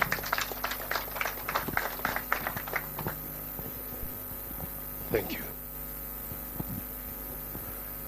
Mashujaa Maumau members, wana member wa Maumau War Veterans Association. Muriega. Aria makuhota kurugama matikirugame ni tuigue karwimbo karia kanyu twathiaga tukenete tugacu rugendo rwitu rwarirwe tugithie na tugicoka ni wega muno ni ngatho. Kwanza muniruhusu nishukuru sana tume ya Kenya Human Rights Commission kwa sababu ya idea yao ya kusupport Maumau Foundation. Brilliant idea, mchukue pongezi sana. And I have no doubts it will succeed because I know the thoroughness with which you do your work. Ya pili,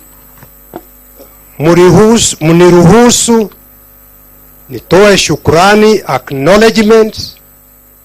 This is with regard to the Maumau case. Kwanza, to Kenya Human Rights Commission. Without their participation, I have no doubts we may not have succeeded. Mtu wa pili ni Professor Makao Mutua, who was the chair of Kenya Human Rights Commission. After talking with Martin Day, tukakubaliana hii kesi tutawakilisha. Lakini mimi nikaona inahitaji utafiti wa kiini wa ndani. And I requested Professor Makao Mutua to involve the Kenya Human Rights Commission, and he agreed. And I would like to acknowledge and kutoa shukrani kwake. Pia Muthoni Wanyeki, George Morara, David Alaba, Bete Murunge, Wanjiro Meano, who had just spoken, Gitobu Manyora, my colleague, Kivuda Keboana, the former governor wa Makwiny, na CJ Emeritus Willie Mutunga. Without the individual and collective input of all these people, the Maumau case in London may not have succeeded in the manner that they did.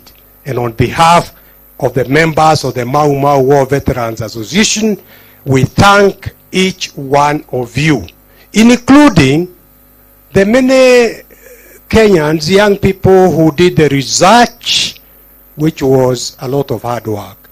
I was pleasantly surprised, mimi mwenyewe, during the preparation for this case, to discover that although 80% of the Maumau were from the Gikuyu, Embu, and Meru communities, each community in Kenya had 1 or 2 or 3 or 5 members of Maumau. And I was very pleasantly surprised. So this was a national movement. It was not just about the Kikuyus. Going forward, let me make the following few points. I know I can see that Mheshimiwa, the Prime Minister, has gone out, but I want to give special thanks to him on behalf of the Maumau, my client, because he accorded the case and the members of the Maumau War Veterans Association a lot of assistance in our case at that time. And I wanted to mention to him that going forward, his assistance is still needed. When we were discussing the settlement out of court in London, and Mzee Gitu Kahengeri may remember this, we made a point to the British government that apart from the monetary compensation, tuliwasilisha kesi hii for the Maumau to be recognized, for them to get back their dignity and their humanity. They were not terrorists, they were freedom fighters. And we wanted that acknowledged and accepted. That is why we are demanding an apology. And even today, you will remember the statement that was read on behalf of the British government on the floor of the House of Commons, stated in one paragraph that they wanted to have this issue of the atrocities of the behind Kenya and behind Britain so that we can have cordial relations. And we agreed. But we told them it is not enough to compensate the 5,222 people that compensated. Because that left out many individuals who were detained, who were killed. Si waliwacha watu wao na familia zao. We would like them recognized. And going forward, to my mind, and this is what I'm going to repeat to the Prime Minister, we would like that effort to be bipartisan. We would like the official opposition led by Mheshimiwa Prime Minister and the government of His Excellency President William Ruto to take up this issue in a bipartisan manner. We are assisting veterans. Any nation that does not recognize and respect their heroes cannot nurture heroes tomorrow. If you want to nurture your heroes, you must accept, you must recognize, and you must honor those who have sacrificed for the nation. So we would like a bipartisan report, a bipartisan approach in resolving this issue. Mheshimiwa Prime Minister Raila Odinga, I was telling members here and the participants that it is important to acknowledge, which we do, the valuable, invaluable assistance which you accorded to the Maumau War Veterans Association when you are in government, led by the late Mheshimiwa Mwai Kibaki. And I was saying we will continue to need your assistance. Going forward, the new initiative has to be government to government, because the Maumau cannot protocol-wise engage the British government. We had filed a case against Britain as Maumau. Now going forward, it would have to be government to government, and my own view is that we should give serious consideration to adopting a bipartisan approach, the official opposition which you lead, Prime Minister, and the government of President, His Excellency President William Ruto. The case was filed by Maumau. This needs to be government to government. And the first step is to have an exhaustive, accurate list of who was who in Maumau, because we don't want anybody to be left out. Sidio? Kuna wengi ambao walikuwa detention. Sidio? Kuna wengi ambao waliwawa. There are many others, including the many women who are risking their lives cooking for the Maumau. Everybody who participated in one way or the other should be in a list.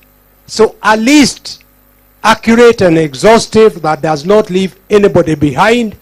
I was mentioning, Prime Minister, how surprised I was when we were doing the preparation for the case to discover that although maybe 80-90% of the Maumau were from Gikuyu, Embu, and Meru communities, indeed, every community in this country had 1 or 2 or 3 or 5 members in Maumau. Maumau was a national movement, and we would like them included. When we get a report like that, a wall of honor needs to be built so that their names are inscribed on that wall.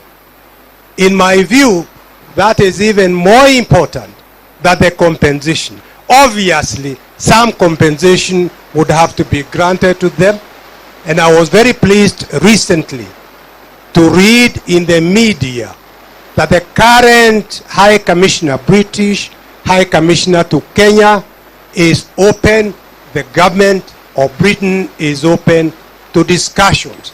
Prime Minister, let us take advantage of that statement. Let us take advantage of the statement that Britain read on the House of Commons. Let the Kenya government engage the British government. And finally, the issue of land. Many people lost their land, and Maumau have lost land twice. Originally, during the days of King George V, before independence, before the Maumau War, walinyang'anywa mashamba, si ndio? Na wakanyang'anywa tena wale ambao walipelekwa kizuizini, mashamba yao ikapatiwa the sons of the chiefs. Kana tiguo kuli kamutalendo uhoro wa mawali. So we would like them to arrive at some conclusion, and there is a solution, because they are still very big. Mashamba ni mengi hapa, serikali inaweza kununua wakisaidiana na serikali ya Uingereza. Kila mtu Maumau au wale ambao wametuaga watoto wao, their descendants, wapatiwe, wakipatiwa eka 10, 20 hivi, si watatosheka, because that is what they were fighting for. So Prime Minister, we plead with you to take up this issue, and I can tell you that everywhere in central Kenya where I go, or people from different areas of Mount Kenya Central, they remember with a lot of appreciation the assistance you gave back in 2003 and 2004 during the time that we are fighting for that case. So we will continue to work together. Hii safari hatujamaliza na tutaendelea kumaliza mpaka kila mtu ambaye alihusika na hii vita ya Maumau apate haki yake, si ndio? Asanteni sana. Mungu awabariki na abariki taifa letu la Kenya. Thank you very much. Thank you so much, Senior Counsel, for the powerful insights and also for journeying with the veterans here in their quest for justice. We really appreciate, and also the proposal for a bipartisan approach in resolving the outstanding Maumau issues. The government to government conversation around the same is really a proposal that is much welcome. Thank you so much. Ladies and gentlemen, ni wakati wa kutumbuizwa. I know we have been sitting for close to 2 hours, so we want to invite the Field Marshal Band watupatie numbers 2. Kama tuko tayari kucheza pia itakuwa mzuri, tufukuze baridi, si ndio? Sawa sawa, asanteni. If you feel free, unaweza. Mzalendo jia yateketea, mzalendo jitole mhanga angalia Kenya yateketea, mzalendo rejea nyumbani. Angalia Kenya yateketea, mzalendo rejea nyumbani. Angalia Kenya yateketea. Baba kazi hana, mama chungulia kwa uchungu, mtoto njaa. Oh kijana, karo imekosa. Baba kazi hana, mama chungulia kwa uchungu, mtoto njaa. Oh kijana, karo imekosa.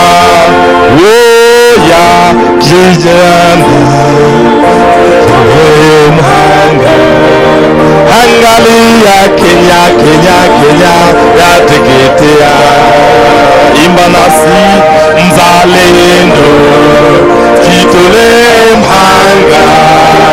Angalia Kenya yateketea, mzalendo rejea nyumbani. Angalia Kenya yateketea, mzalendo rejea nyumbani. Angalia Kenya yetu yateketea.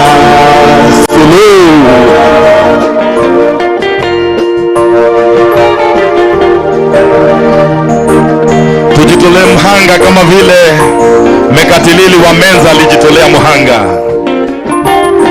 Tujitolee kama vile Muthoni Wito Nyanjiro alijitolea mhanga. Tujitolee mhanga kama vile Dedan Kimathi wa Shiori alijitolea mhanga. Tujitolee mhanga kama vile Koitalel Arab Samoei alijitolea mhanga. Mzalendo jitolee mhanga. Angalia Kenya yateketea. Imba nasi mzalendo, jitolee mhanga. Angalia Kenya yateketea, mzalendo rejea nyumbani. Angalia Kenya yateketea, mzalendo rejea nyumbani. Angalia Kenya yateketea, mzalendo rejea nyumbani. Angalia Kenya yateketea, mzalendo rejea nyumbani. Angalia Kenya yateketea, mzalendo rejea nyumbani. Angalia Kenya yateketea. Asanteni. Oh, ingine moja. Haya. Hii wimbo tunaita makomanda. Komanda kama Koitalel Arab Samoei, komanda kama Mekatilili wa Menza, makomanda wa nchi yetu ya Kenya na bara letu la Afrika. Na Mekatilili makomanda, na Mekatilili makomanda, na Mekatilili makomanda, na Mekatilili makomanda, na Mekatilili makomanda, na Mekatilili makomanda, na Mekatilili makomanda, na Mekatilili makomanda. Wamenza, wamenza, na Mekatilili makomanda. Wamenza, wamenza, Mekatilili makomanda. Kwetaleli Amoi makomanda, kwetaleli wetu makomanda, na kwetaleli wetu makomanda, na kwetaleli wetu makomanda.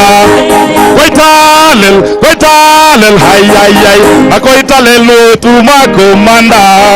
Kwaitalel, kwaitalel, na kwaitalel wetu makomanda, wayaki wahinga makomanda, wayaki wahinga makomanda, wayaki wahinga makomanda, wayaki wahinga makomanda, wahinga makomanda, wahinga, wahinga, wayaki wahinga makomanda, muloni nyanjiro makomanda, muloni nyanjiro makomanda, muloni nyanjiro makomanda, muloni nyanjiro makomanda, muloni, muloni, muloni nyanjiro makomanda, muloni, muloni, muloni nyanjiro makomanda, oya.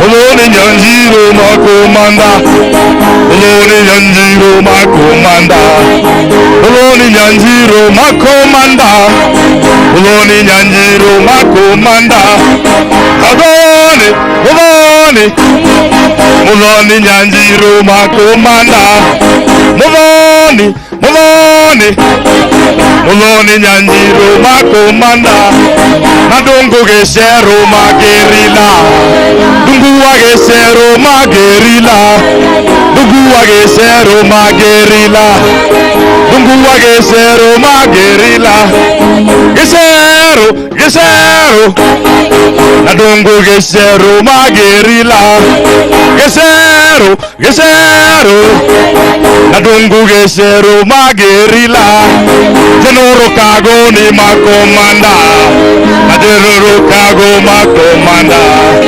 adenoro kago makomanda, adenoro kago makomanda, makago, makago, tenoro kago ni makomanda, makago, kago, tenoro kago ni makomanda, tapioga mapinto makomanda, yoga mapinto ni makomanda, yoga mapinto ni makomanda, yoga mapinto ni makomanda, apinto, apinto, teroro pinto makomanda, apinto, pinto, agama pinto ni makomanda, na mau mau ni magerila, na mau mau ni makomanda, na mau mau ni makomanda, inyole nyue mwe makomanda, na mau mau ni makomanda, na mau mau ni makomanda, na mau mau ni makomanda, na mau mau ni makomanda, Maumau, Maumau, Maumau, Maumau ni makomanda, Maumau, Maumau, Maumau, Maumau ni makomanda, yeah!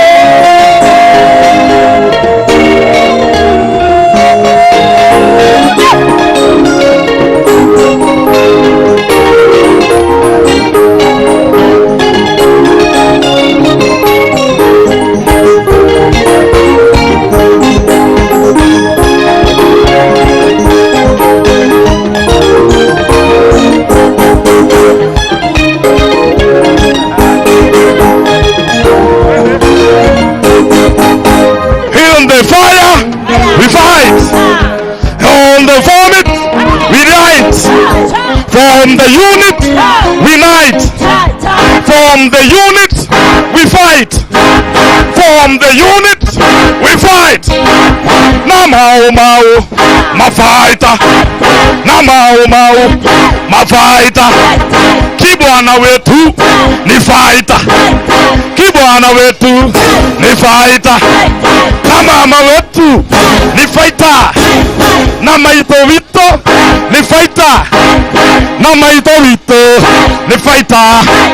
na maitho witũ nĩ baita, na watu wote ni bata na wasichana vijana, na wasichana vijana, inuka sote tupambane, inuka sote tupambane. Na Kemavi afaita, na Kemavi afaita, na Nyanjiro wafaita, Bekati Lili afaita, Wayaki Hinga afaita, Biogama Pinto afaita, Biogama Pinto afaita, hata Moite ni faita, naye Moite gerila, kiribatabata yawasa, kiribatabata yawasa, heratabata yamasa, Mlima Kenya afaita, kule Elgon afaita, Gasheke wetu komanda, Gasheke wetu gerila.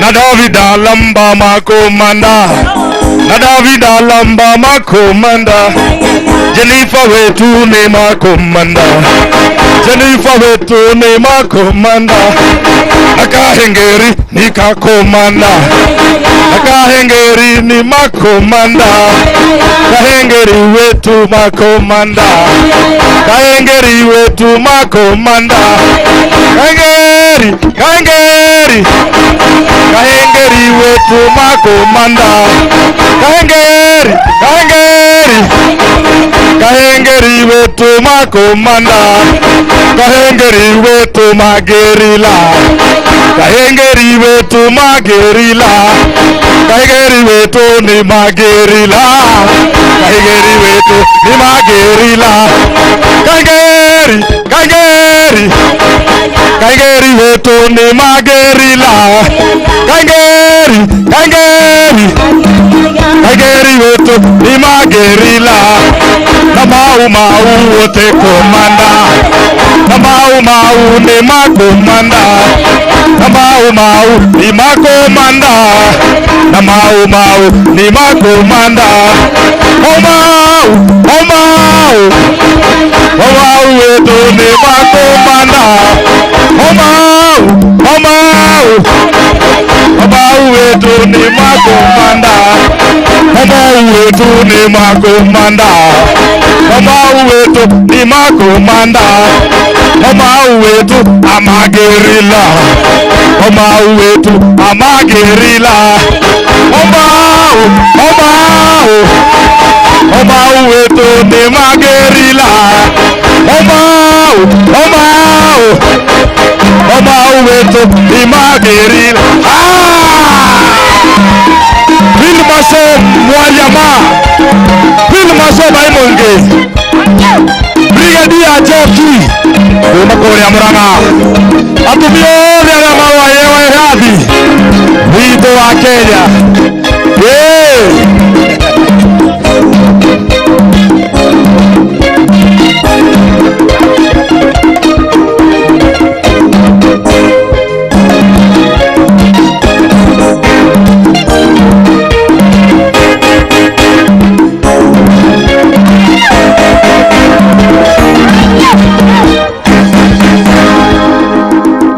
Maumau viva! Viva Maumau viva! Viva tumia Maumau viva! Viva tumia olha Maumau viva! Oleio!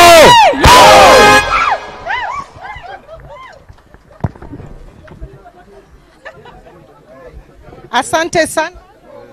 Asante sana Field Marshal Band. Indeed you never disappoint.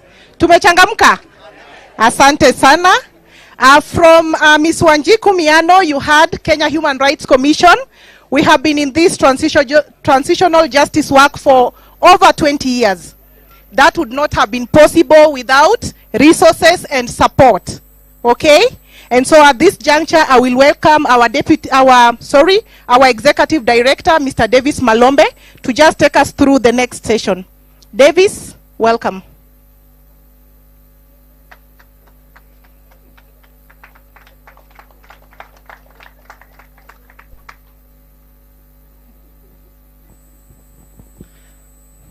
Tuko sawa, eh? So I think this is the time to introduce and invite Jessica on from Ford Foundation. But before I do that, there are also apologies from the former Chief Justice, Dr. Winnie Mutunga, who is in Tanzania, attending the launch of a report, Professor Isa Shiviji. So he wanted to be here because actually he's the one who pioneered this work when he was the ED of KHRC, and he also supported it when he was the Chief Justice. And of course, there's Wakili Singei, who is the chair of Senate Legal and Justice Affairs, who have committed actually to push this agenda of colonial atrocities within the Senate. And of course, Betty Murungi, who was our vice chair, and she really pushed this agenda because she's also an expert on transitional justice. And of course, this program used to be run by officers. The first one was Bogwa. Then from there, Mikewa, as Wanjiku said. Then we had George Morara, Faith Alube, and then now we have Martin Mabejina. So those are the officers in KHRC who has led this work from 2003 to date. Actually, the first officer was Wanjiku. Wanjiku was the one who was leading this as a senior program officer. So Wanjiku ndiye alianza, then the rest came. And also our deputy EDs, Steve Ouma, Danny Njuma, and Tom Kagwe, also used to support this a lot. Actually, this is the only program in KHRC we used to be told is a program of the board. So we used to report to the board all the time because it was their project. So Jessica, welcome so much to this event. So why is Ford critical in this conversation? Actually, I went to my computer and I found an advert dated 2nd of June 2006 where KHRC was doing a fundraising to support the first phases of this project at Pan-Africa. So we had no money at all. So there was a dinner on Maumau reparation suits. So those days, most of our donors used to be, the international governments. So none was willing to touch this project because we are targeting a major, power, British government. So Ford Foundation really supported us in the initial phases. And then when we got the settlement in June 2016, the money we got for the monument was not enough. I remember the design we got from our chair, David Lamba, was quite progressive. So what the British imagined they are going to support was a very small thing. So the idea we came up with was big. So again, we had to supplement a lot of our resources to build the monument and also to support the Maumau in all the activities we have been organizing. So that time, we are getting funding from the Ford Foundation called the Global Human Rights Program, which was supporting, part of the initiative was on transitional justice. So I think Ford has played a very big role in this struggle for reparations for the Maumau and also for other victims of historical and emerging injustices in the country. So Jessica, who is the regional director of Ford Foundation East Africa, karibu sana, you share your perspectives. And then the other interesting thing is this year we're also supposed to mark the 6th anniversary of Ford Foundation, and the agenda actually was around also the same discussion about the struggles we have gone in the country from the first liberation under Maumau, the second, and then the current third liberation, which is about implementation of the Constitution of Kenya. So karibu sana Jessica, and General Elef, you're also going to say something. You can't come all the way from coast. Na wewe ni njemendari wa hii maneno na uende hivyo.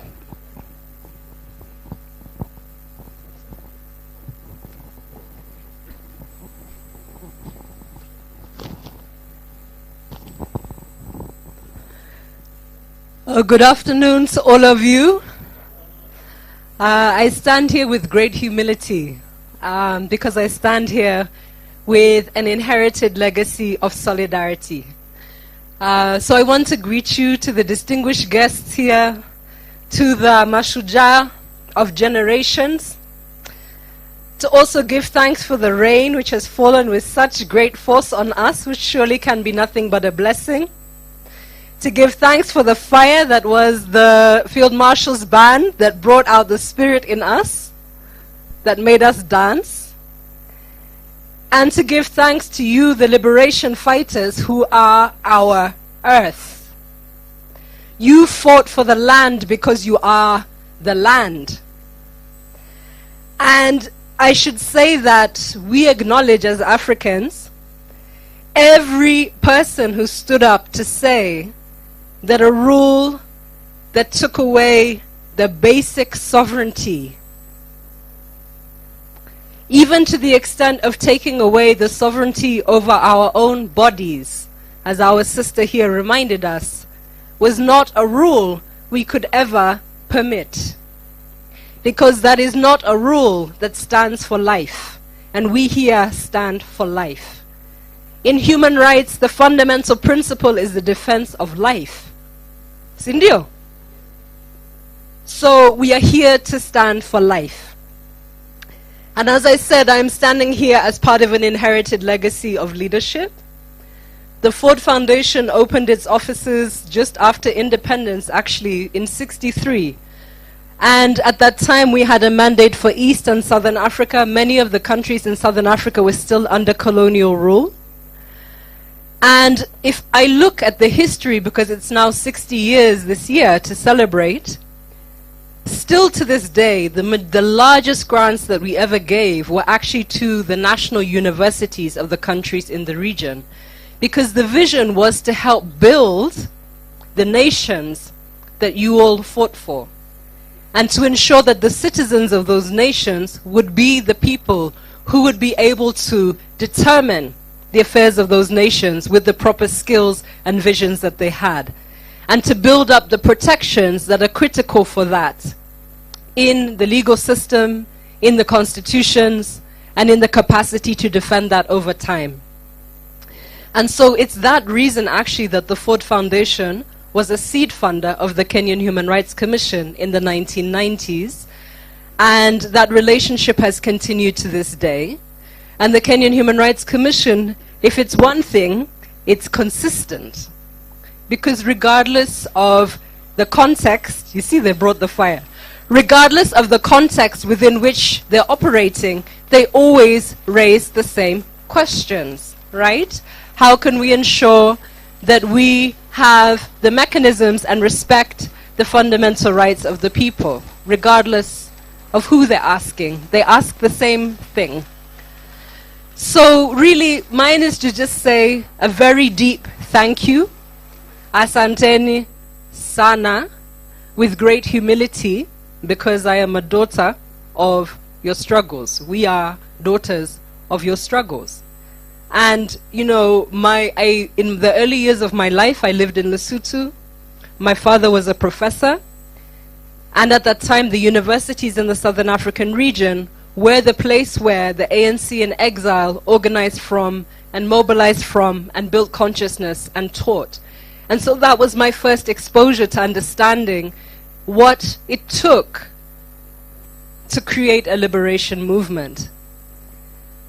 And so I will just end, like I said, with deep respect, and to say that all of the labor of transformation is never lost.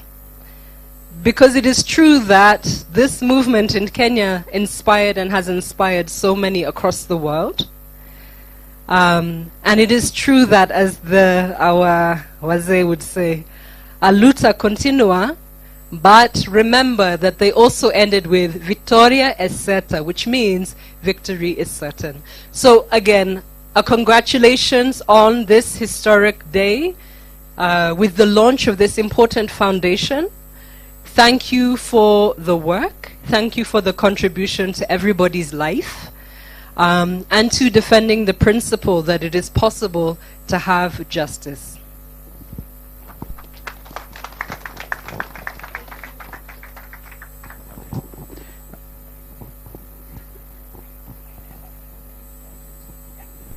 Thank you, Jessica, for those wonderful and rich remarks. Allow me right now to welcome senior citizen Helef Khalifa, board member of Muhuri. Karibu. Good afternoon, everybody. There was a time in the struggle for liberation of this country. The first liberation that is started at 50 Maumau, and then second liberation in the early 90s, and then came the third liberation. We have to reach somewhere. We have to reach somewhere and said, now tumefika. Maanake hivi tunakwenda, every step we go forward, sometimes we take 3 steps backward. Na hii kitu ambacho kinatupa wasiwasi kidogo, kwa sababu lengo ni kupata haki kwa upande wa sheria, kwa upande wa uchumi, na kwa upande wa mashamba, na kwa upande kila kitu. Na the most important thing, kwamba kila mmoja lazima obey the rule of law and obedience to the constitution. Hii ni kitu kigumu sana mpaka sasa hivi hatujakipata. Nataka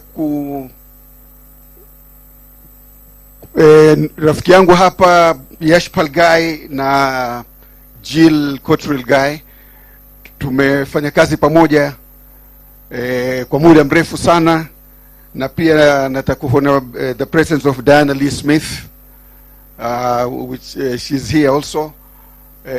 Mambo yangu ni matatu, hayo ndio aliyosema. The first liberation, second liberation, third liberation. I hope this is the last one.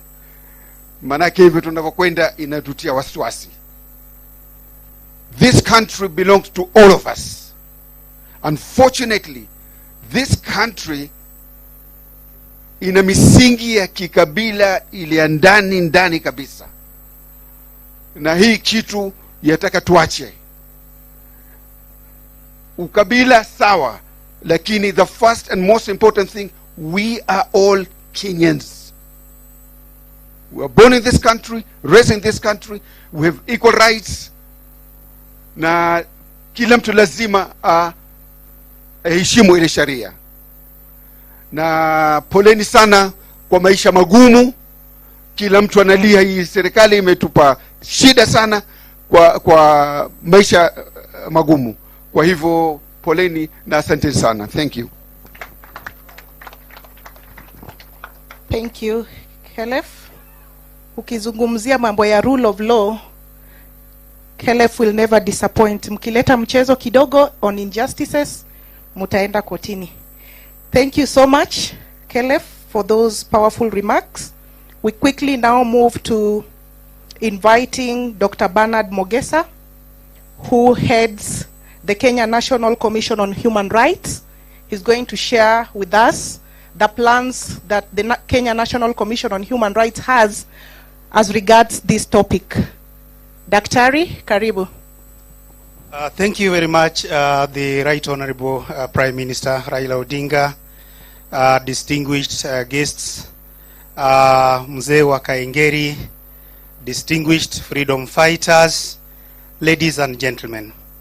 I'm pleased to stand in this platform this afternoon to say that as Kenya National Commission on Human Rights, our creation, our establishment was championed by the Kenya Human Rights Commission, and therefore we keep working together to ensure that we secure the human rights of all Kenyans. When I look in this house, those who have fought for the freedom in this country, we can ask ourselves one question, that did we achieve what you fought for? That is a very pertinent question for all of us to address. And as Kenya National Commission on Human Rights, I can give the answer is no, and these are the areas that we must think about to ensure that our freedom fighters are not only acknowledged, but we also ensure that what they fought for is achieved. One of the key areas that we must address as a country, and of course the government, are the rising levels of poverty in our country. We must address the inequalities that are ever evolving in our own country here. We must address the youth unemployment. We must address issues of transparency and accountability.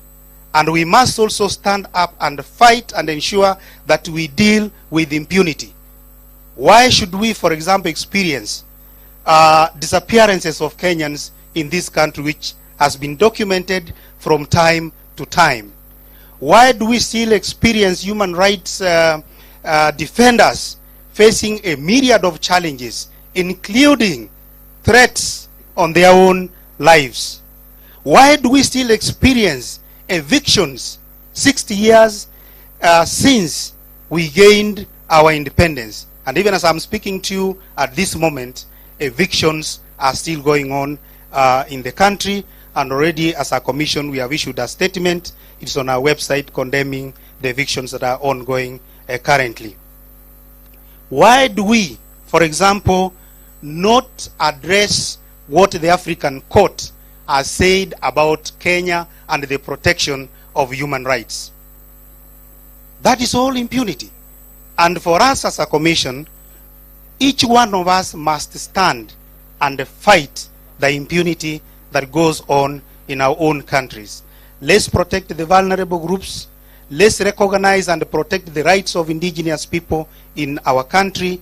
And if we want to give a gift to these freedom fighters who are here, those who have died, let us rise up and ensure that what they fought for is achieved within the shortest time possible. Let us respect the rights of older persons. When I look at a majority of them, in fact all of them are older persons. But I can tell you from statistics, as a country, we have not yet achieved the international standards of the protection of the rights of older persons. Thank you very much.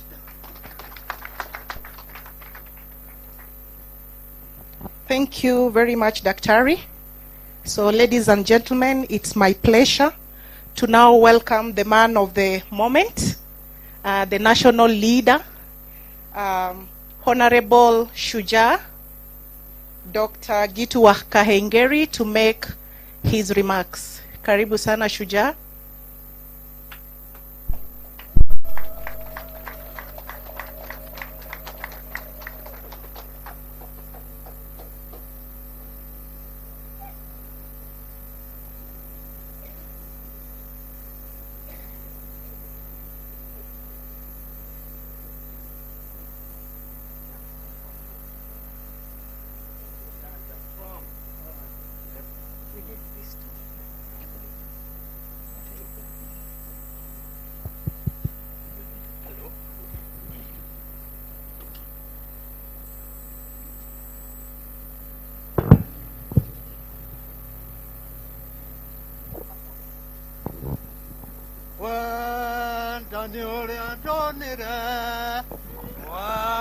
Ciana na tumia boco ya gwathĩ tũkenyũrana hoya ima thai ma nĩ amu Ngai no ũrĩa wa tene.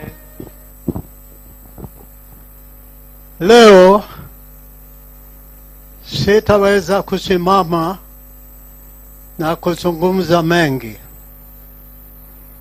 lakini mimi leo nataka kuwahadithia hadithi kidogo ambayo mimi natumaini mutaifahamu.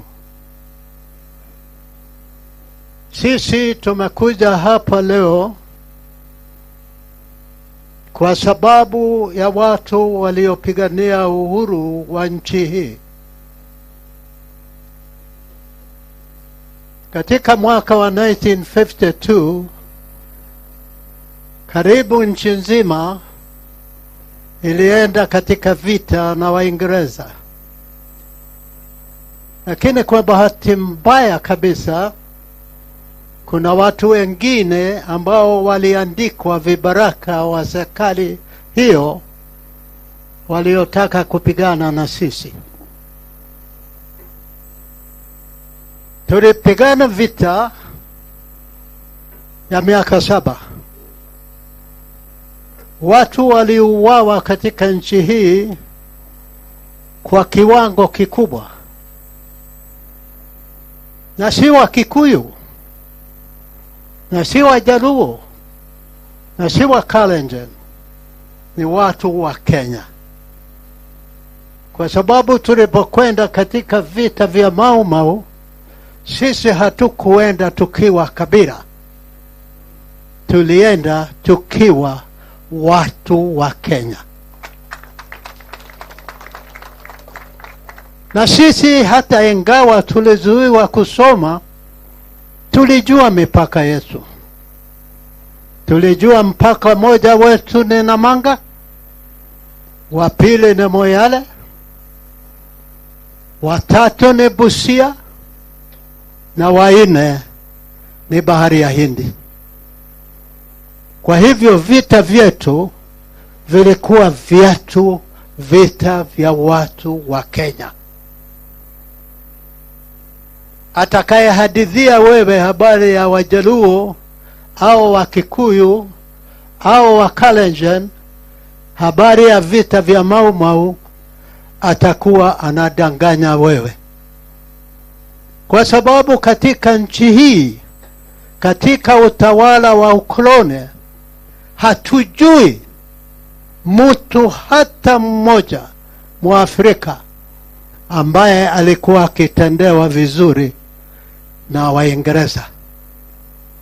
Kwa hivyo wakati vita vya Maumau vilivyotokea, kila mwananchi wa nchi hii ambaye alikuwa anaumizwa aliingia katika vita hivyo.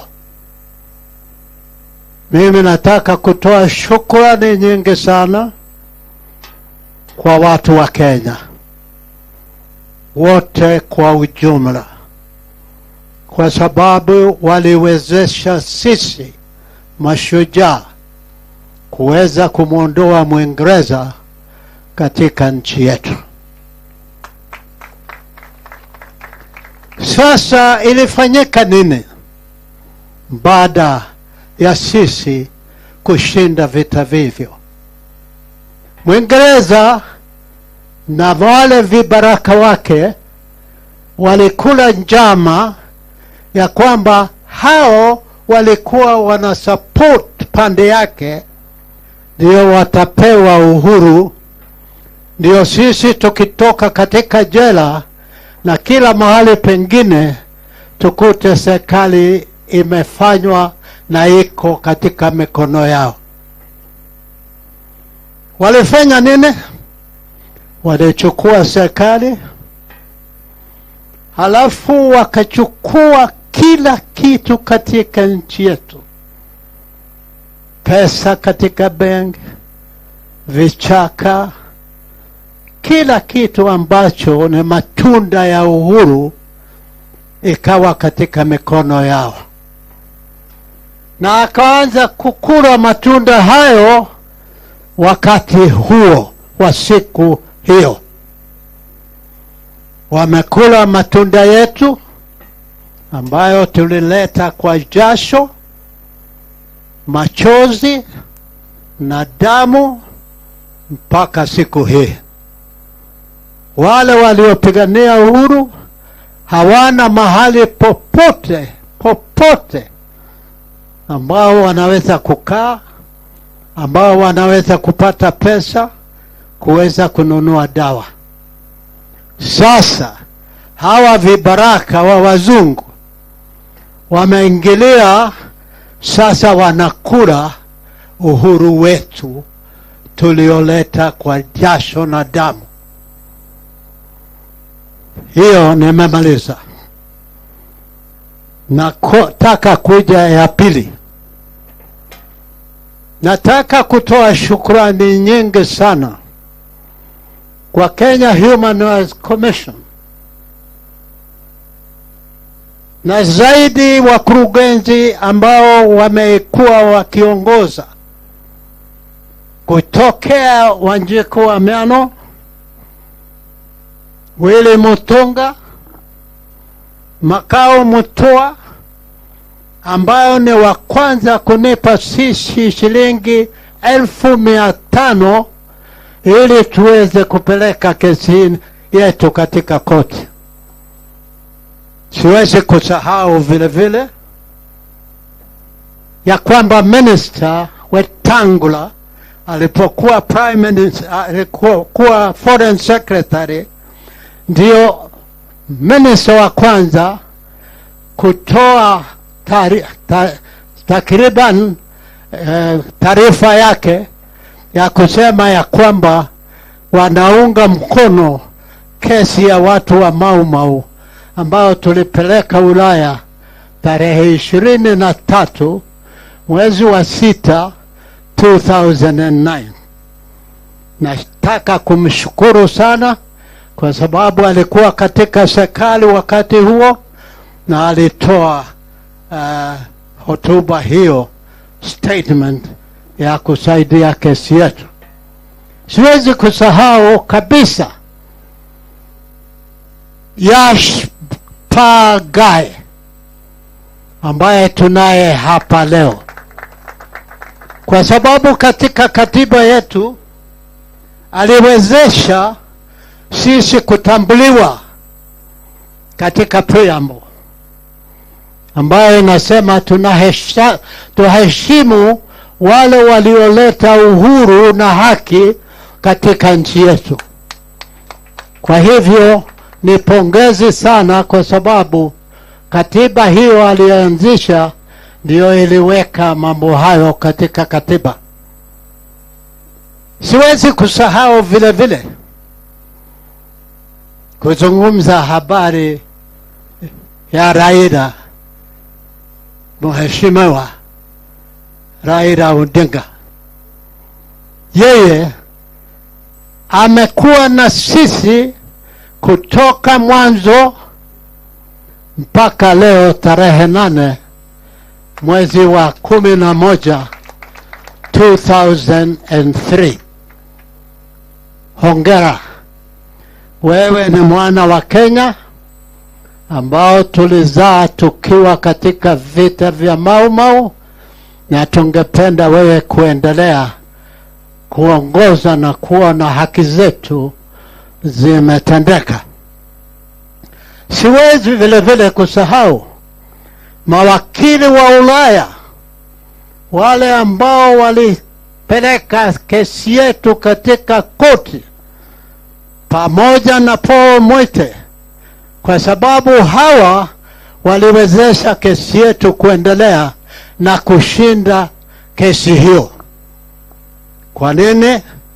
Kwa sababu kesi hiyo ilitoa statement of regret katika bunge la Uingereza, ilitoa vile vile pesa kidogo ya kulipa wale waliopigwa, na vile vile walijenga monument ambao wanaita Maumau Monument katika Uhuru Park kwa pesa yao.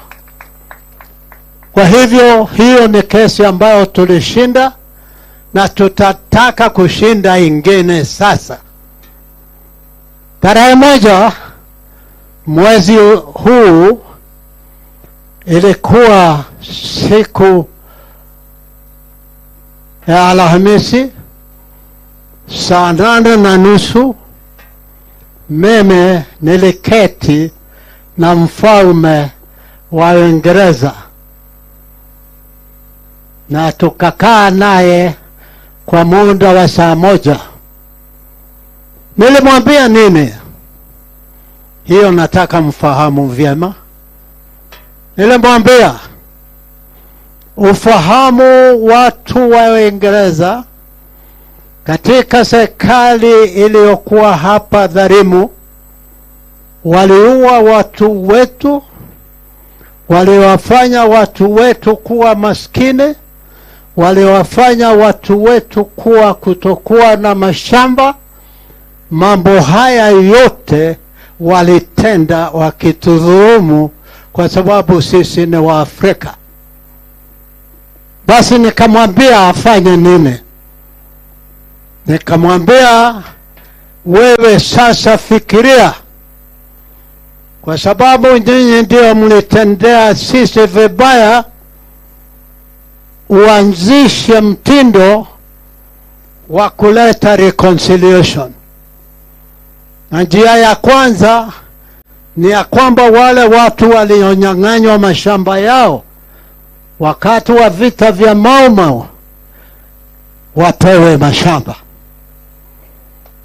Nikamwambia vile vile wale watu ambao waliumizwa katika jela wakafanywa maskini wapewe fidia waweze kuendelea na maisha yao kabla ya kufa.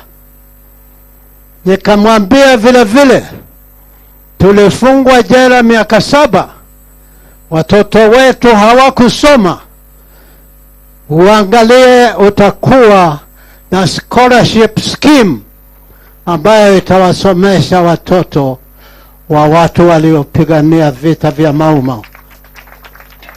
Mambo haya ambayo nilimwambia niliyasoma jana katika gazeti la Nation. Ilisema Waingereza wamekubali kuendelea na mazungumzo juu ya reparation. Kwa hivyo nikaona ya kwamba alisikia maneno yetu, na kwa sasa tunangoja yeye kuanzisha mambo haya kwa sababu yalikuwako. Kuna njia ya pili ambayo mimi nataka kusema hapa leo. Martin, kitabu ambacho tunacho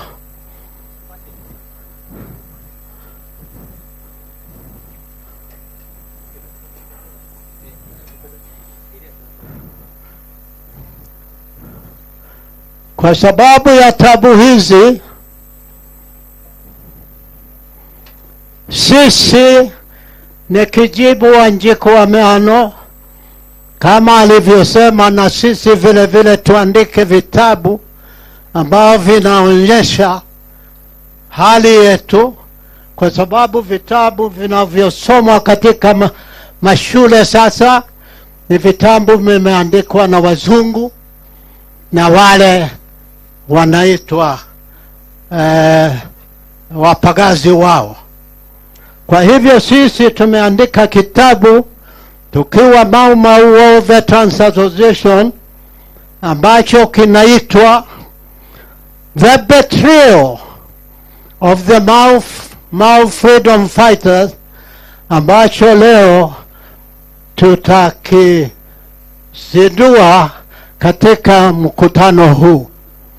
Katika kitabu hiki utaona ni nini ilifanyika ndio kwamba watu wa Maumau wanaishi katika tabu kwa miaka 60 katika serikali walioleta na mikono yao. Kitabu hiki kitaeleza wewe kikamilifu kwa nini ilitendeka namna hiyo. Sasa nataka kusema hivi. Nina ile remarks yangu ambayo nimeandika kwa Kiingereza, na mimi singependa kuondoka hapa bila ya nyinyi kuisikia. Na kwa sababu mimi sasa nguvu zangu za mwili ni kidogo, nitamuita mjukuu wangu, great grandson, ambaye jina lake ni jina la baba wangu, ambaye baba wangu tulikuwa naye miaka 7 katika detention camp, asome remark yangu. Morio, wasome.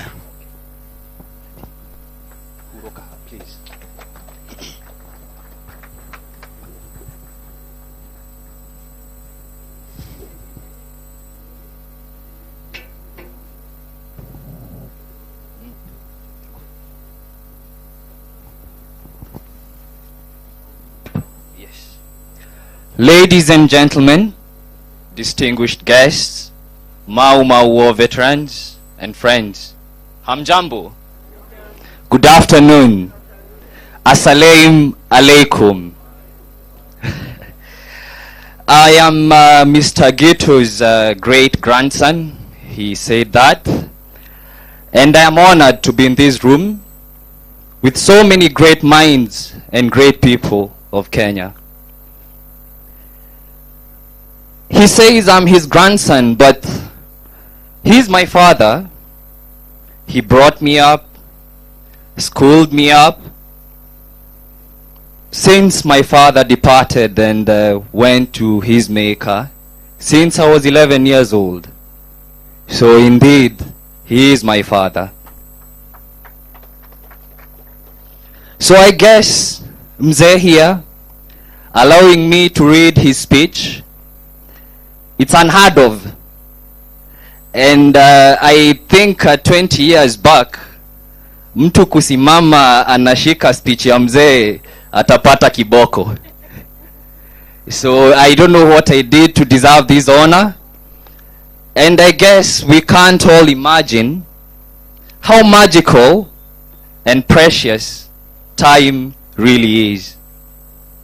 Without further ado, I will begin my old man speech because that's the main business of the day. In the 1940s, I was about 17 years of age. My father, Kahengeri Wageto, who was an agitator against the colonial regime in Kenya, introduced me to be an errand boy to other freedom struggle initiates in the KCA political movement. During my errand duties with the KCA freedom seekers, through civil ways of political agitation, I learned and fully understood why our foreparents were fighting the imposed colonial regime. The following are some of the matters I clearly understood to be horrible deeds done to Kenya Africans by the colonial administrators. Destruction of African culture and their way of living. Grabbing all fertile lands through power of the gun. Restricting African education to standard 4. Disregarding all human rights of Africans. Abusing Africans in all the administrative barazas, among other brutal methods the colonial empire employed. In 1946, a new way of armed freedom struggle was agreed upon by all political agitators of freedom. I decided to join freedom fighters and declared my binding and commitment affirmation. Since then, I have been in the center of Maumau liberation struggle together with my father, Kahengeri Wageto. Until the decisive day of the 12th of December, 1963, when we heroically recovered our freedom and justice. To achieve the recovery of our freedom, freedom fighters sacrificed their wealth, body, strength, intelligence, and to the extreme, their dear lives. The gallant heroes and heroines brought to Kenya freedom and justice with tears, sweat, and blood. It's an incomparable task they accomplished for the people of Kenya. They rightly deserve incomparable recognition and material support. Through intrigues and betrayals, Kenyan freedom fighters were thrown into the wilderness after the colonial regime. The so-called home guards, loyalists, connived to steal freedom fighters' victory and destroy their lives at any cost. Freedom fighters to date live in abject poverty, lack of settlements, unemployed, lack of sufficient food, lack of money for medicine, and a host of other human problems. Having personally been at the center of Maumau liberation struggle for many years, I decided to write and publish the book entitled The Betrayal of the Maumau Freedom Fighters. This book will tell you why and how a government made to be by freedom fighters has neglected liberators for 60 years. Kenya, be blessed. And I would like all of you to repeat after me, please. With power, we had power breakfast in the morning, so it shouldn't be a problem. Long live, long live, long live the Maumau patriotic liberation spirit. Thank you, and may God bless.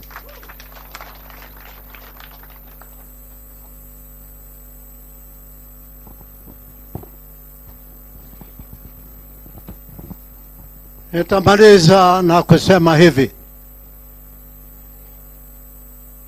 Tuliongozwa katika vita vya upiganiaji uhuru na wale waliokuwa mbele yetu, Mekatilili wa Menza from Kilifi, Koitare Osomoe from Nandi in Rift Valley, Wayaki Wahinga in Central Province, na wengine ambao walikuwa mashujaa wa kukataa utumwa wa ubeberu. Nyinyi ni wasome sasa.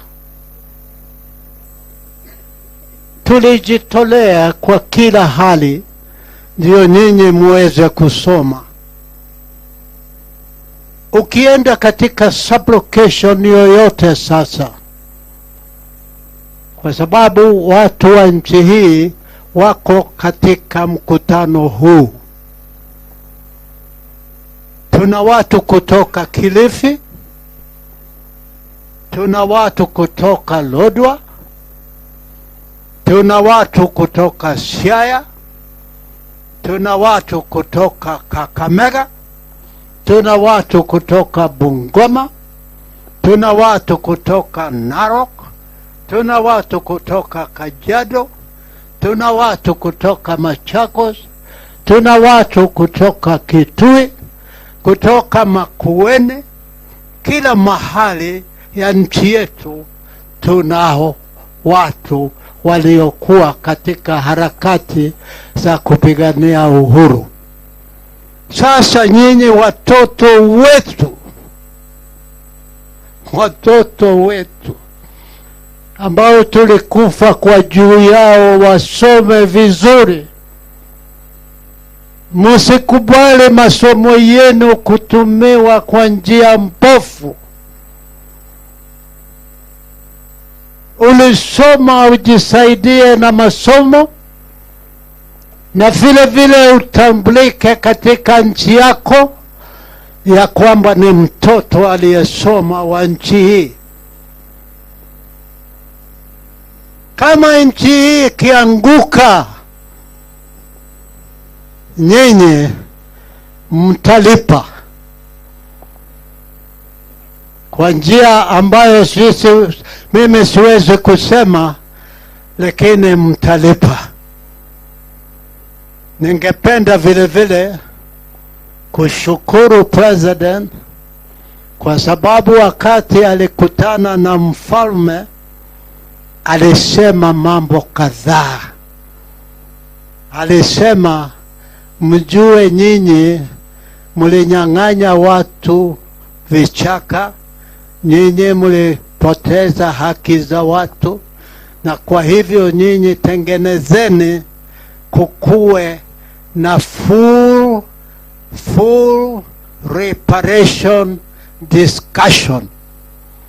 Hatuwezi kusahau kusema hivyo kwa sababu alisema hivyo. Right Honorable Raila Odinga,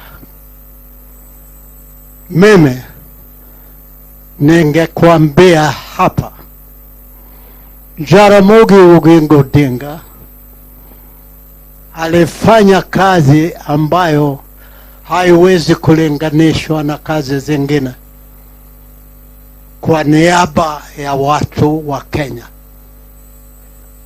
Chukua mtindo huo, ufanye kazi ya kuhifadhi mambo yote ambayo yalipiganiwa na hawa wapiganiaji uhuru.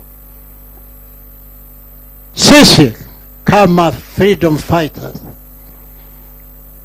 na mimi naona gavana wa Makwiny Kibudha Kibwana ambao amefanya kazi nyingi sana tangu tulipoanzia utetezi wa demokrasi. Na wewe pia usichoke, ulizaliwa kufanya kazi ya namna hiyo. Sasa wale wote ambao nazungumza juu yao, nafikiri maneno yangu mumeifahamu vyema. Kithuku, endelea na kazi hiyo hiyo, kwa sababu ni kazi ya muhimu kwa nchi yako. Watu hawawezi kuishi kama mawe. Sisi kuna wakati ambao hatutahutubia nyinyi kwa sababu tumekwenda, lakini tuna matumaini mumesikia yote ambayo tumekuwa tukizungumza, na vile vile mumejua yote ambayo tumekuwa tukitafuta. Sasa mjaribu, kwa sababu jana British High Commission alisema British government wamekubali kumzungumza habari ya reparation, na nikarudia yeye jana, nikamwambia watu wa Maumau fraternity wamesikia maneno yako, na sasa tunataka wewe uongoze njia ya kufikia lengo hilo. Shukrani kwa kunisikiliza.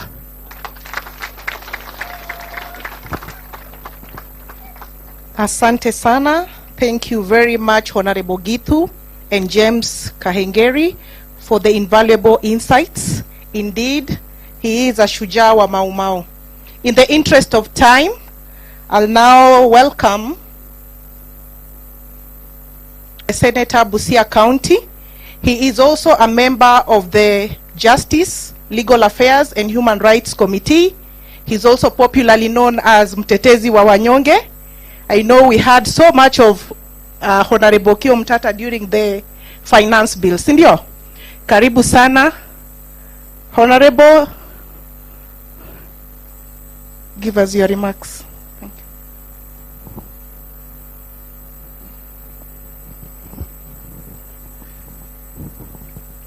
you.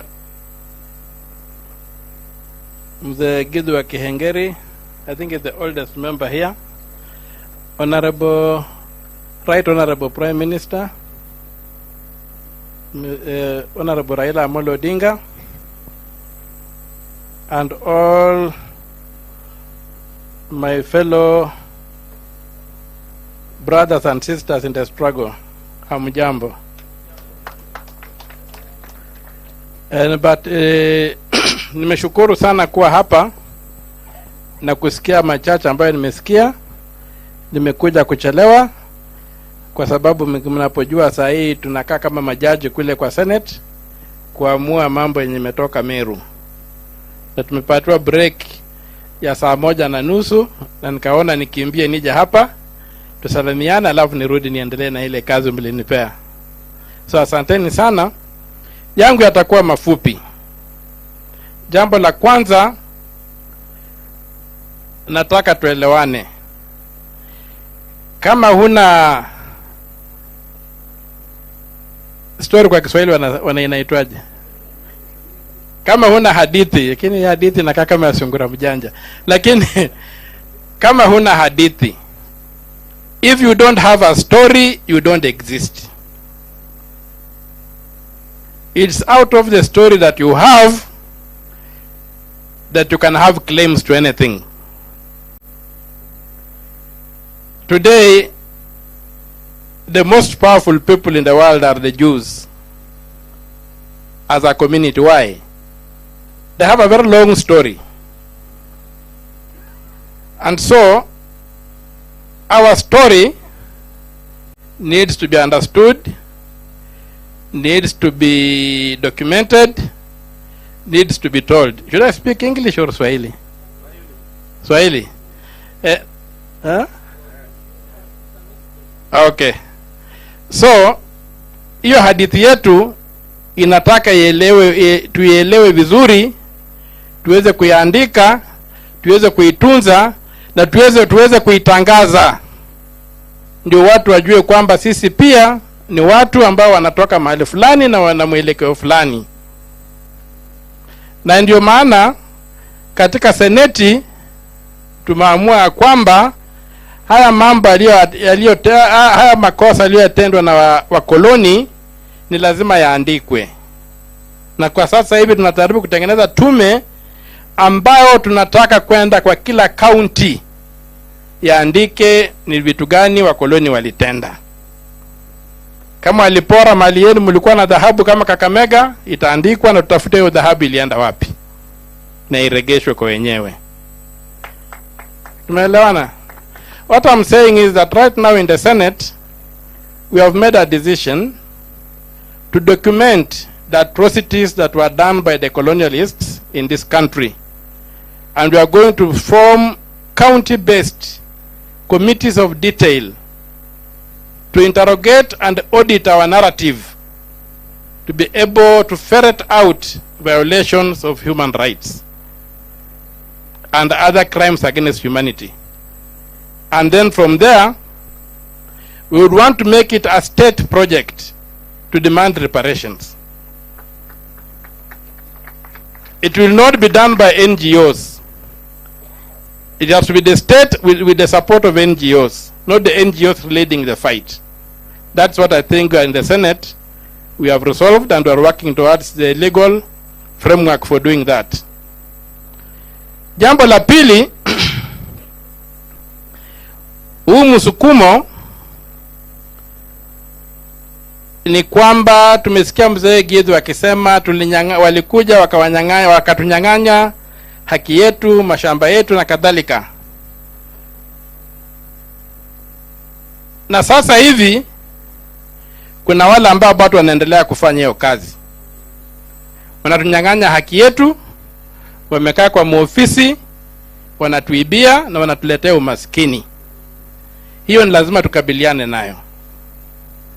Na ndio maana sasa tukitoka hapa kwenye hii msukumo wa liberation, wa ukombozi, lazima tuingie msukumo wa emancipation. Sijui kwa Kiswahili emancipation ni nini? Ridha. Ati? Emancipation kwa Kiswahili ni kwa English? Tumefanya ukombozi wa kujikomboa kwa mkoloni. Lakini hiyo kujikomboa ile ni kama kuvunja jela. Kama wewe umefungwa kwenye jela, alafu kuna kuja wakati wanasema hiyo jela lazima ifunjwe, itavunjwa alafu naambiwa wewe nenda nyumbani. Lakini utaenda sasa waangalie huna transport, huna nini.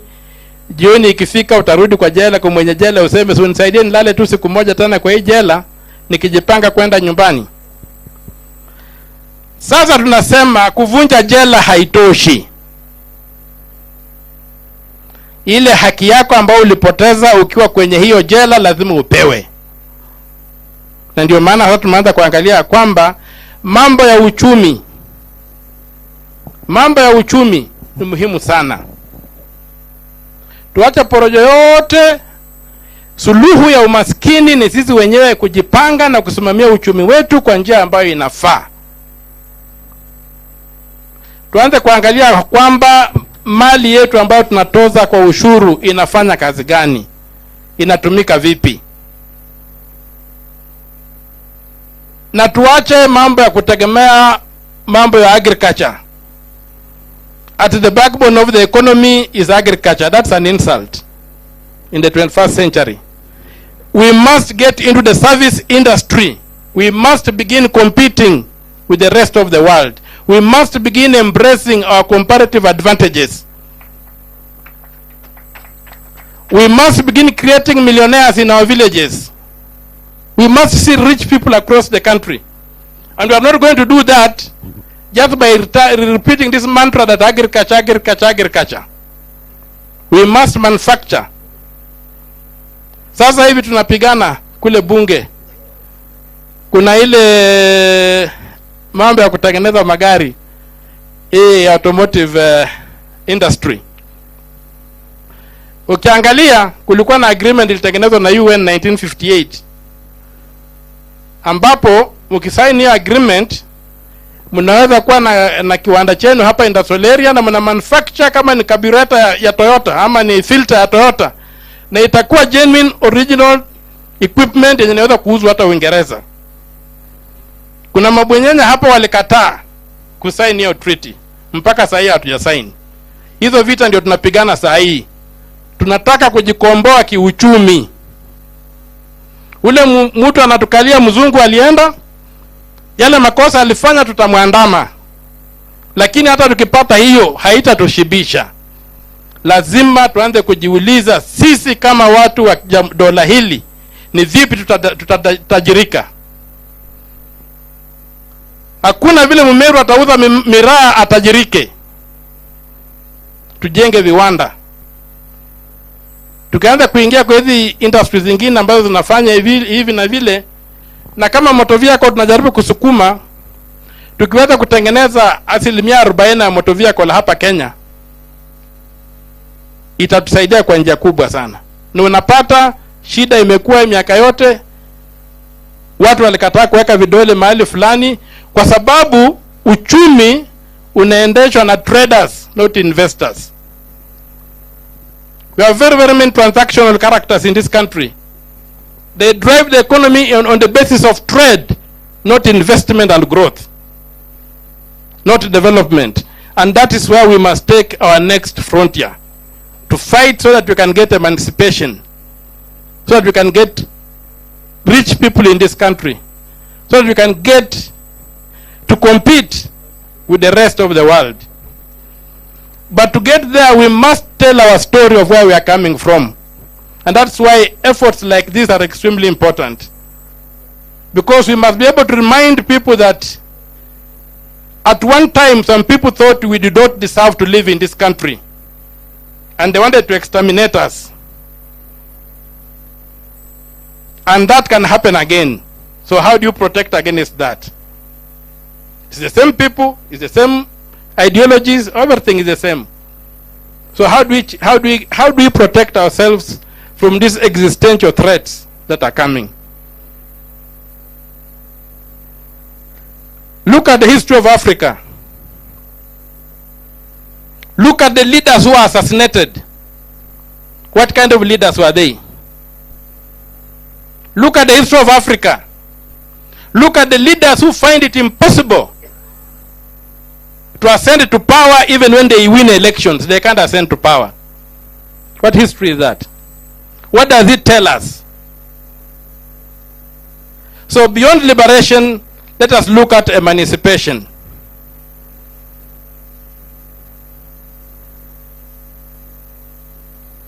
Let us look at emancipation. Let us transit from the narrative of Joshua into the promised land to Nehemiah coming back from Babylon. We are no longer in Egypt. We left Egypt in 1963. Right now we are in Babylon. So we need to find a formula of getting out of Babylon back to Jerusalem. I'm using the Jewish professed Christians and the Jewish. You have grafted yourself onto the Jewish story, so it's part of our story. So everything you have gained. How do we go back and be the people God intended us to be? How do we go back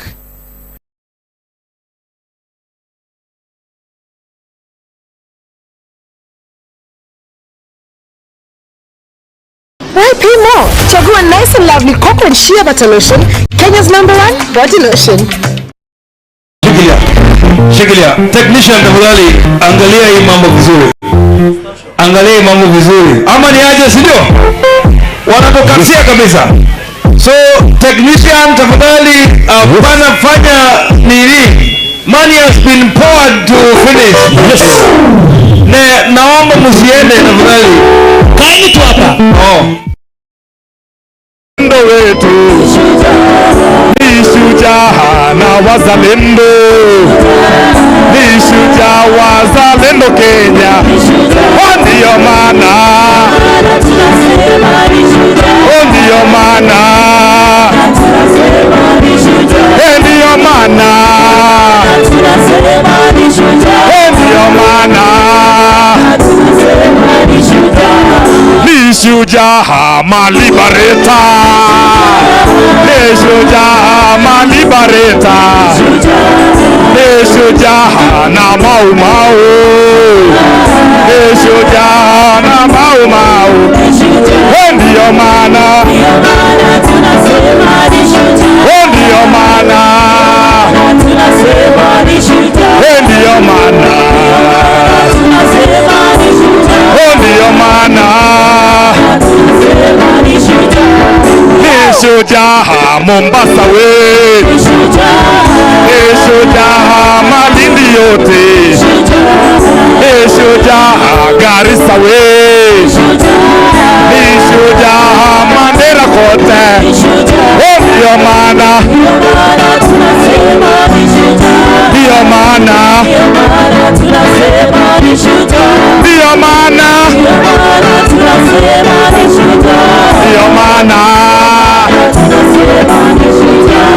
ni shujaa Mwemuto we, ni shujaa Nakuru yote, ni shujaa Dandora we, ni shujaa na Korogosho. Ndio maana, maana, ndio maana, ndio maana ni shujaa wazalendo wote, shujaa wazalendo wote, ni shujaa liberation, ni shujaa David Lamba. Ndio maana, ndio maana, ndio maana, ndio maana ni shujaa ya Shepaligae, ni shujaa ya Shepaligae, ni shujaa ya Shepaligae, daktari wa katiba. Ndio maana, ndio maana, ndio maana, ndio maana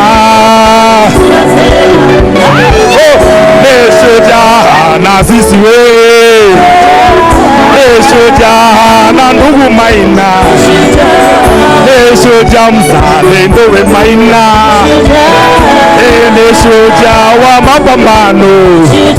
Ndio maana, ndio maana,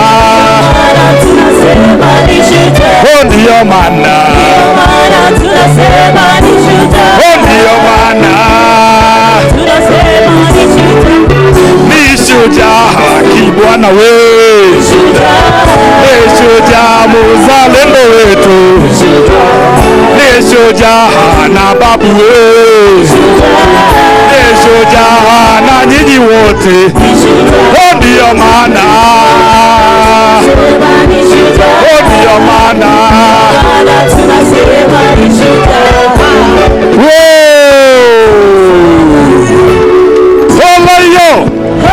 Viva Maumau, viva! Viva wazalendo, viva! Viva KHRC, viva! Viva social justice movements, viva! Viva wamama wa Maumau, viva! Viva wazee wa Maumau, viva! Viva Kenya, viva! Viva Africa, viva! Holeyo! Asante. Nimeulizwa to give the apologies of Professor Makao Mutua. Alikuwa ametravel, he would have liked to be here but it was not possible. Tumezichukua kwa sababu tumeelezwa jinsi yeye alichangia pakubwa katika kazi hii ya especially kesi kuchukua mambo ya Maumau Kenyan Human Rights Commission. Na mwisho kusema kwa mzee Gitu, thank you for your life of struggle. You are inspiration to us, and as we are concerned, you embody Field Marshal Dedan Kimathi, and there are young people here, there are not so young people here who will continue with the work that you have been doing and which you will also continue doing in your lifetime. So that we can invite former Prime Minister. Let us please all stand. And before tunamuita baba, let us be quiet. Tukumbuke mama wa Koigi wa Omwere, mama Omwere, na Professor Shadrack Guto, wale walipambana na sasa wamelala.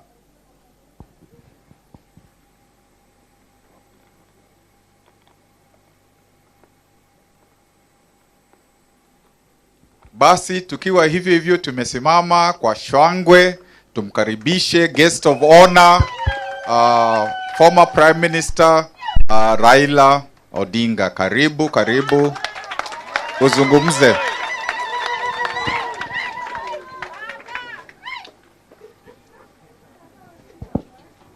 Haya, mnaweza kuketi. Mzee wetu shujaa Gitu wa Kaengeri, ndugu wazalendo wakombozi ambaye wako hapa siku ya leo, na wageni wetu ambaye wamefika, hamjambo? Hamjambo tena? Sasa nimekaa kwa muda mrefu. Nilikuwa mimi niko na statement ambayo nilikuwa nimetayarisha kusoma hapa, lakini it will be taken as read. Nitaongea vilivyo. I just want to talk briefly about this very, very important occasion in our country. I am happy that this is happening today. And therefore I want to first begin by thanking the Kenya Human Rights Commission for the good work that they are doing, what they have done, so that we are here today. Sasa ningependa kwa ufupi kwanza tuseme kwa nini yale yalifanyika ambayo yalifanyika. What happened? Unajua kwanza wabeberu walikaa kule Ulaya pale inaitwa Berlin Conference to partition Africa. There was no African who was represented at that meeting. Walikaa tu wao wenyewe wakachora. Wewe Mwingereza utachukua hapa, Mfaransa utachukua hapa, Belgiji utachukua hapa, Mreno hapa namna hiyo. African was partitioned in Berlin in 1884. Then after, therefore, then they came now to take possession. Waingereza wakaja upande hii ya East Africa. They did not come to develop Kenya. They came to colonize and to exploit. So what they did, the first thing they started by building a railway line. Hii railway iliitwa Kenya-Uganda Railway. Ilijenga kutoka Mombasa ikafika Kisumu. Kwa sababu gani? Ilipofika Kisumu ilikuwa tayari imeshafika Uganda. Kisumu was the capital of Eastern province of Uganda. Uganda ilikuwa inakuja mpaka Nakuru. Mpaka hiyo.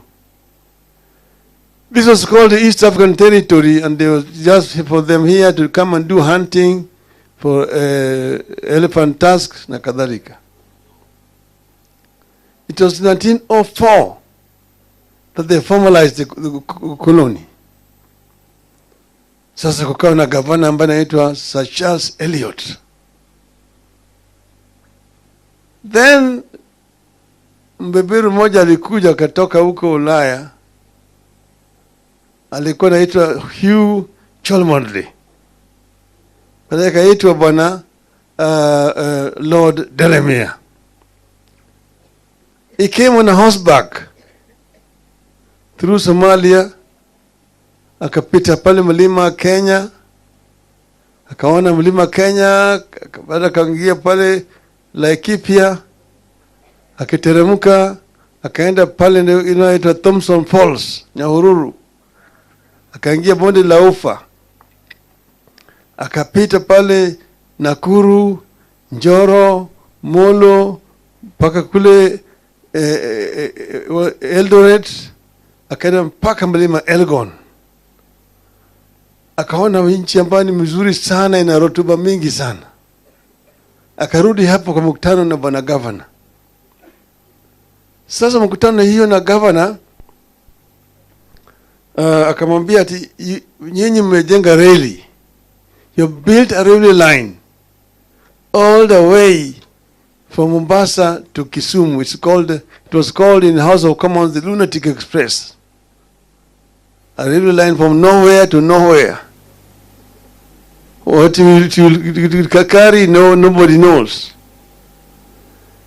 So akasema hii gari itakuwa natoka Mombasa imebeba shehena mpaka kule Kisumu mpaka Uganda, lakini kirudi tuko narudi tupu.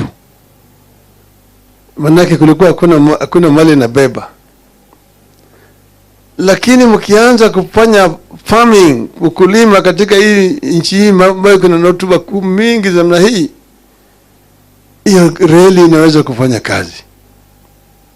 Mimi niko tayari kwenda Ulaya kuleta wakulima. Waje hapa wakulima. Garantini ya kwamba kila mmoja nimeleta atapewa ekari ya 10,000 bure. Pili, atapewa wale watu wa kufanya kazi kwa shamba yake hiyo vile bure. Gavana akakubali. Wakaandika mkataba na Delamere aende lete wakulima. Akaenda Ulaya. Alipoenda kule Ulaya akadress town hall meetings London, Manchester, Birmingham, Liverpool. Anaambia watu kule Africa, we have got a land that is flowing with milk and honey. Canaan. Na kila mmoja ambaye atakuja atapewa ekari 10,000 bure na wafanyikazi kufanya kazi kwa shamba yake. Lakini wakati hiyo story ya Afrika kule Ulaya ilikuwa mbaya sana. Watu walikuwa wanaogopa Afrika. Afrika atiko kule kuna umbu, kuna malaria, kuna bilharzia, kuna nyoka na wild natives. Kwa hivyo watu wengi walikuwa hawana haja, wachache walikubali. Alipokuja hapa akafadhaika, akaambiwa angalie huko kusini Afrika. Akachukua meli hapa Mombasa, akateremka mpaka Durban, akakule vile akafanya mikutano Durban, East London, Port Elizabeth, Cape Town, Kimberley, Johannesburg. Kule akapata wazungu ambao walikuwa mshaishi bara ya Afrika vizazi ya 4 ya 5, wale ambao hawaogopi Afrika, na wao wenyewe walikuwa wanafanya kazi kama shamba ya wazungu wenzao. So this prospect of coming and getting their own farms was very appealing, because there were people who were working in the farms of their own people. Wakaja kutoka kule Afrika Kusini. Ni sababu wale wengi ambao walikuwa hapa kwa wakulima walikuwa ni makaburu kutoka kule Afrika Kusini. Wengi wao walikuwa ni ngumbaru, walikuwa hata wajui kuandika, walikuwa naweka kidole. Lakini hao ndio walikuwa ruthless kabisa na Afrika. Wakapewa mashamba sasa, wakakata hiyo kutoka mlima Kenya kule mpaka hiyo pande hii ya katikati hapa hii na Meru na Embu hapa kuingia bonde la Ufa mpaka kule pande ya Kitale. Sasa wale Masai walikuwa naishi kutoka kule slopes ya Mount Kenya. Hiyo yote na ekipe yote hiyo ilikuwa ni nchi ya Masai. Nyahururu hapo, hiyo Nyandarua yote na wakaenda mpaka Kinango hizo zote. Walikuwa Masai, wakasukumwa kutoka kule wakapeleka chini huko Kajiado na Narok. Hapo Naivasha waliweka corridor maili 10 mile corridor ya Masai kupita na Shenzi ngombe yao hapo waende huku chini. Sasa wakashika hiyo na kuanza kufanya hiyo farming yao. Sasa Waafrika wanakwenda wanachotwa kufanya kazi. Wengine wametoa kwa mashamba yao, wameweka kwa villages. Hapo vile ilikuwa. Hiyo ni kini ya shida ambayo tulikuwa naye. Sasa hii mambo ya ukombozi ilianza wakati ukoloni ilianza katika taifa letu. Kwa hivyo ukoloni tuko na safu hiyo mapambano is in phases. Phase 1, from the time they walikuja hapa 1896 mpaka 1945. Hapo ndio phases. Hapo ndio kukuta watu kama Wayaki Wahinga ambaye alichukuliwa akapeleka kule Kibwezi, akalazimishwa kushimba kaburi yake, akaingizwa kule, akazikwa kama bado wako hai. Hapo baadaye nilikuja kupata watu kama Haidhuku pale ambao waliorganize maandamano pale karibu na chuo kikuu, na watu wakapigwa pale. Watu wengi walipigwa risasi na waliuawa wakati huo. Hapo ninakuta Mekatili wa Menza wanaingia hapo. Hapo ndio unakuja kukuta wale ambao walianza sasa ili mavyama kama Kikuyu Center Association, Dini ya Musambwa, kwa Vilondo Taxpayers Association na kadhalika. Watu kama sasa ni hapo ni unakuta Samuel Koitalel. Hiyo ni group hiyo, that phase. Hapo ndio utakuta Okemo Manyanyamanture na Mora. Hapo hiyo ndio unakuta watu kama Ojijo Teko. Kuna my great grandfather kuna aitwa Agola Awala.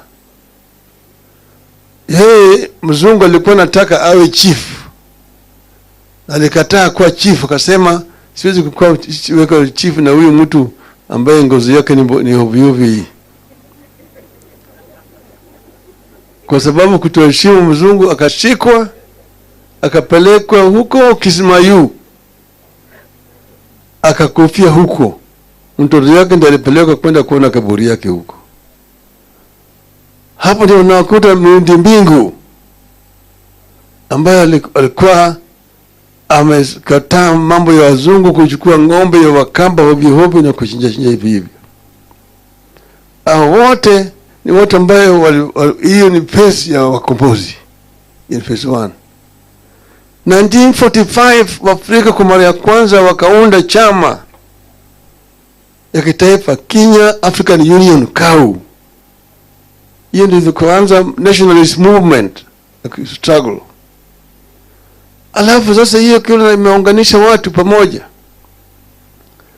lakini walikuwa hawapewi nafasi ya kufanya mikutano sawa sawa. Sasa wakati hiyo vile vile mambo ya mashamba imekuwa mafuriko yamewekwa pale, shamba imechukuliwa na wazungu na Afrika ni mfanyikazi tu kwa shamba. Hiyo ndio imeleta mambo ya kupigana kwa mashamba. Chanzo cha Maumau wakasema mambo sasa imekuwa ni mbaya, kama ni mbaya ni basi. Hapa sasa KAU iko hapa sasa, ile mzungu anatangaza hali hatari, state of emergency be declared. Sasa hiyo Maumau iko mzituni na wale wanashikwa, wale Kapengori wa 6 kushtakiwa. Sasa wakati hiyo iko curfew katika miji yote katika taifa letu. Sasa wakati huo Maumau wanapelekwa kule, wengine wanashtakiwa, wengine wawekwa kwa detention camps, na makamps ziko hapa na pale, kule Lamu, kule Hola, kule Manyani, kule Lodwar, kule Lokitang, kule ziwa ya Victoria kulikuwa na detention camp Mageta Island. Wakati ya hali ya hatari ilikuwa mbaya zaidi, redio ilikuwa inatangaza kwa Kiswahili ati Wakikuyu, Wameru na Waembo ni watu hatari. Ukiona mmoja akipita namna hii, piga ripoti kwa polisi mara moja. Wakati hiyo vita hiyo iliendelea, mzungu ameleta kikosi ambaye inapigana na Maumau. Pale ambao walikuwa wanapigana ilikuwa mbaya. Mliingia hapa unaona mvua inanyesha hiyo na baridi. Hiyo ndio vile Maumau walikuwa na hisi katika huko juu. Kule msituni huko upande ya Nyandarua, huko Abadea, hasa kila mahali. Walipigana. Ikifika mwaka 1955-56 mzungu anataka kutangaza uhuru hapa. Wakati Michael Blundell waliunda chama inaitwa Kenya Freedom Party was formed, and they wanted to go the route of South Africa to declare independence, au route ya Zimbabwe ya Rhodesia, unilateral declaration of independence. Lakini wakati hiyo nationalism ikaanza hapa vile vile. Watu wa Afrika wameanza wale ambao wako nje kupigana. Ndio wakaleta reform kuna inaitwa the Littleton reform, ambayo imekubali wa Afrika kuchagua wabunge kwa mara ya kwanza. 1957 the 8 first elected members of parliament. Sasa iko safu hiyo, walipoenda kwa bunge, wakaenda kwa bunge na kaanza kupigania haki ya Waafrika. Wakati hiyo kukawa na Lari Masaka, watu walipigwa kule Lari wakawawa. Kukawa na Hola Masaka, pale ambayo wafungwa wa Mau walipigwa wakawawa huko. Wakati hiyo we had 14 members of parliament or legislature at that time. Jaramogi alikuwa kiongozi, Mboya alikuwa katibu.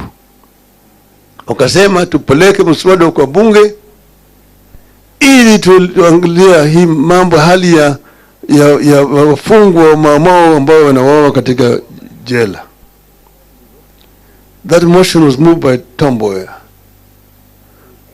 And if you go into the Hansard, you will see the debate in the House that time. Waliongea ilipofika wakati wa Jaramogi akasema, in the heart of hearts of the African people, Jomo Kenyatta and all those who detained with him were and are the true leaders. And their continued detention offends the consciousness of our people. Jeremia Nyaga ambaye alikuwa kwa bunge wakati huu akatuambia, wakati Jaramogi alisema hayo maneno, ungesikia sindano wakianguka. Na kuna mtu aliamini ya kwamba yeye atalala nyumbani siku hiyo. Walijua huyu atachoto siku hiyo, ataenda huko ndani. Lakini Jaramogi hakushikwa, alizidi kuongea tena kesho mpaka akatolewa kwa nyumba. Waafrika walikuwa pale, wengine waliogopa sasa. Jeremia Kieno akiongea, Julius Kieno alisema ati those people Kenyatta and Co were leaders at that time, but they were not elected. We are now the elected people, and therefore we are now the leaders. So Jaramogi akasema, akatoa statement challenging Kiano to go and hold a public rally in Fort Hall to ask the people who between the two of them is telling the truth. Fort Hall then is now today Murang'a. And then Kiano akaogopa. Lakini sasa hata Mboya akasema ati, Mr. Speaker, it is unfortunate that in the course of the debate on this motion, some irresponsible remarks have been made. You have nothing to do with the intentions of the motion. Irresponsible remarks were remarks made by Jaramogi. In the end, they ate their words. Manake, Nairobi hapa statement ikatoka ya kwamba yale Jaramogi alisema tunaunga mkono. Kisumu wakasema namna hiyo. Kule Mombasa wakasema namna hiyo kwa dock workers. Kule Fort Hall wakatoa statement tunaunga mkono Jaramogi. Hapa ni mambo ikaanza sasa. Uhuru wakaanza kusema ati Uhuru na Kenyatta. Uhuru na Kenyatta. Ya kwamba tupate Uhuru alafu Kenyatta atoke. Jaramogi akasema no, it is not Uhuru na Kenyatta, it is Kenyatta na Uhuru.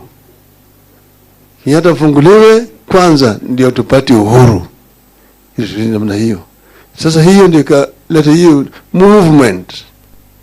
So this is another phase of the struggle. The phase of the struggle before 1945. The nationalist movement from 1945, later on from 1958 upwards. And then in between the Maumau armed struggle. So we're dealing with the Maumau armed struggle, which itself had a very, very accelerating effect in creating consciousness among the people across our country. Because from Mzungu, you are not a Kikuyu, you are not a Muluhya, a Jaluo, a Mkamba, you are just a bloody African. Kafia, very bloody African. So Waafrika wakaungana pamoja. Kwanza Maumau, pili sasa kwa hii nationalist movement ya ambayo sasa imeleta watu wote pamoja, wakaunga mkono. Kwanza kuliundwa mkono kule Kirigiti Kiambu, walienda because after 1952, when cow was banned, Africans were not allowed to hold any national party. You could only have district associations. But after 1959, they allowed, and they went to Kirigiti, Kiambu, and formed KANU. But then wale wabeberu wakaenda wakachukua Afrika wengine wakaanza chama cha KADU to divide the nationalist movement. So this is the truth of the matter. So here, we today must ensure, because the battle against the British was fierce, and British was very, very brutal, and many people were killed, many people were maimed, many people were in the forest. When they came out with the issue of land, those Wabakaburus who was holding land around said they did not want to stay behind under an African government.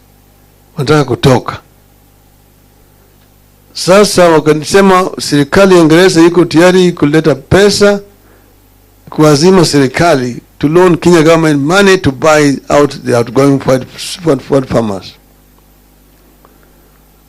Now, what the conditions which was tied to that loan which was coming was such that the Maumau who are coming from the detention camps could not satisfy the conditions.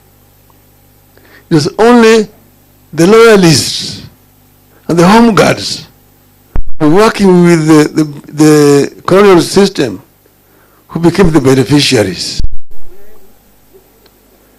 And that is what Jaramogi has recorded in Note to Uhuru.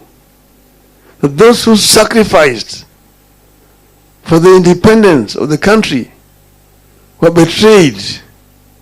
They were completely neglected. They did not get what they were fighting for. Those who were working with the British, the home guards, and the loyalists became the beneficiaries.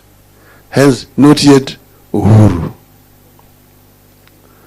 So, Mzee Giti wa Kahengeri is a great nationalist. I've known Giti wa Kahengeri since I was a young boy. And he stood steadfast in fighting for the right of the people who sacrificed most during that struggle for independence. He has been uncompromising. He stood very, very fast. But then, when they took the case to the British court, and one of Paul Meters here is left, Gitobi Manyora was unfortunately not around here. Gitu came to me with his team and said the case is in London. Then I said I will try to use my position as the Prime Minister to negotiate an out-of-court settlement. I met the Prime Minister of Britain at a conference in Davos in Switzerland. And we had a side meeting, and I mentioned to him the problem that I have and that I want to go and discuss so that he can go and first prepare himself with his people. So from there I came back here, and then I now went to London. And we had a conversation.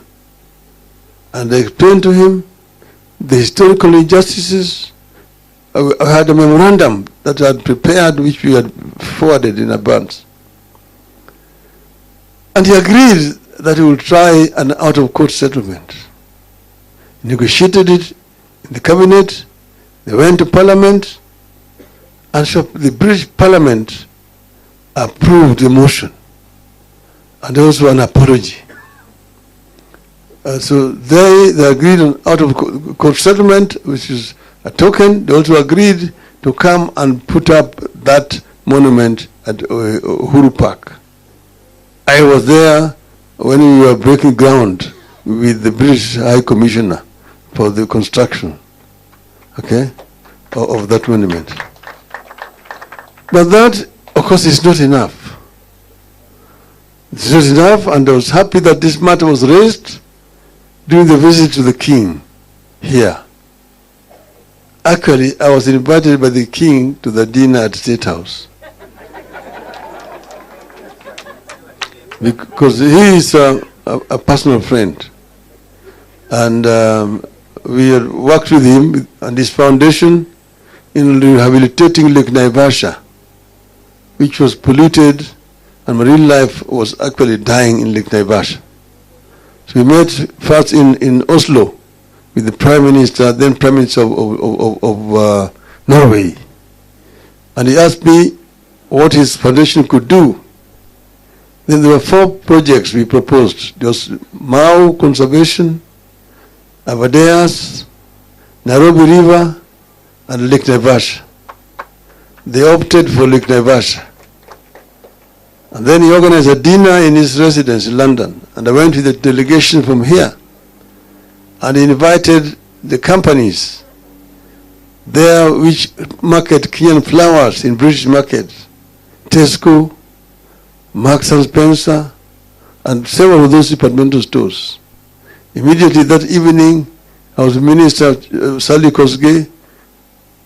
We had a pledge of 600,000 sterling pounds. By the morning, it was 1 million sterling pounds. Then he talked to the Dutch government and gave 6 million euros to rehabilitation of Lake Naivasha. And Lake Naivasha was rehabilitated thanks to then Prince Charles. So this matter was raised with him, and I was happy that Mr. RUTO raised it in his speech that day, and it's an ongoing conversation. Paul Mitter suggested a bipartisan approach of opposition and the government. But this must be an inclusive process that deals with all historical injustices and ensure that justice is done and that this matter is finally put to rest permanently. The late General Kiboko had mentioned when we went to bury Mukami in Nyandarua that they are the ones who buried Dedan Kimathi in Kamiti. That he knows where the Dedan Kimathi's grave is in Kamiti. This is an issue that must be needed to be resolved. This chapter is put to a proper close, satisfactorily. That those who sacrificed during our struggle, some of them who are dead, are remembered through their offsprings. And those who are now in their sunset years also are given support. The same way that the British government is doing to its war heroes. Those who fought in the Second World War, who are still alive today, don't worry about anything else. So this is what we should do ourselves so that we bring this chapter to a decent closure. And that's why I'm happy that this is happening today. Gitu wrote a book, and he asked me to write the foreword, which I've written the foreword to the book which we are going to launch here today. In it, he has given a very good account of what transpired and how the betrayal happened. The wrongs which were done need and must be corrected. And I'm ready to work with you people to ensure that this is done. It's now my pleasure to move to the stage of launching the book.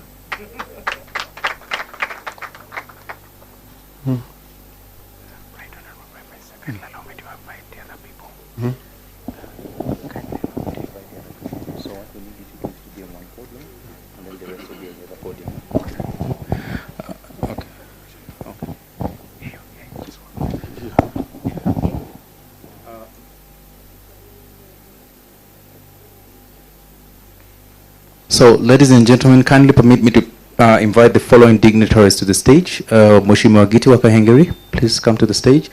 The board chair, Davinda Lamba, Davis Malombe, our executive director, Professor Yash Palgal and Jill Palgai, Wanjiku Miano, Ms. Jessica Horn, Professor Kibutha Kibwana, Cornelius Oduor, the Deputy Executive Director.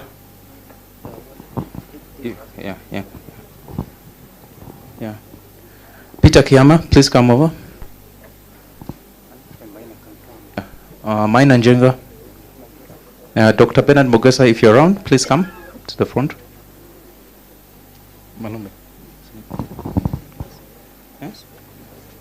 Yes, yes, Ndawapanga. Toa hizi, toa. Diana, the architect of the memorial. Yes, yes. Yes, and Diana Lee Smith, the architect of the Maumau Memorial. Yeah, it's okay.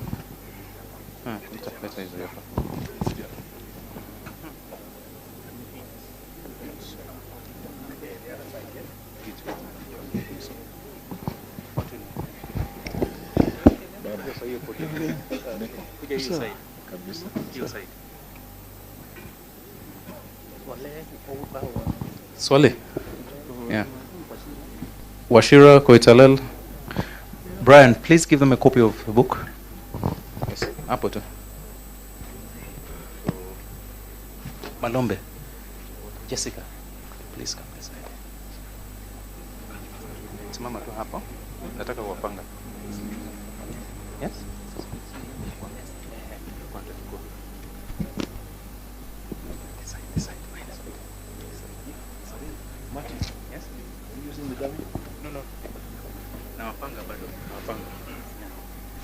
But the rest of you hold the book. Yeah, Napanga.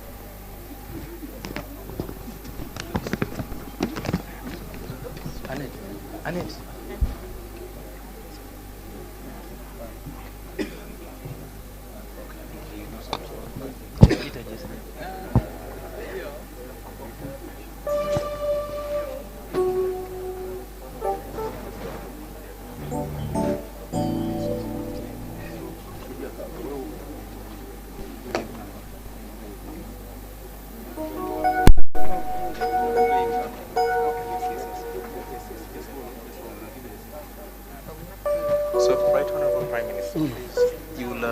You need somebody to assist you.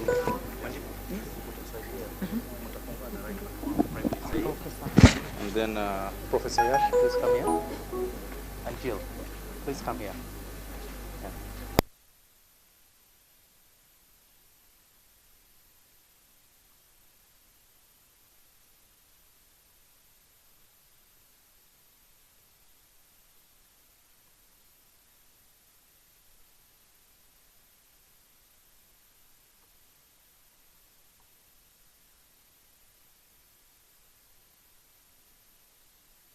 To untie this, and then also Mheshimiwa Gitu wa Kahengeri to also untie that book symbolically at the same time. So I'll count to 3 and then you can do that. Oh, sorry. Yes, I'll count to 3 and then you can untie. So Faith. Yeah. So yeah, mko sawa? Watu wa media mko sawa? Aya. Aya. Okay.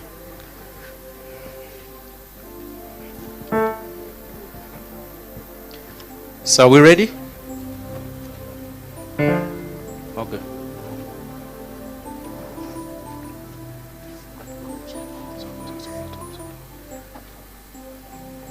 Okay. So we ready? Okay. 3, 2, 1.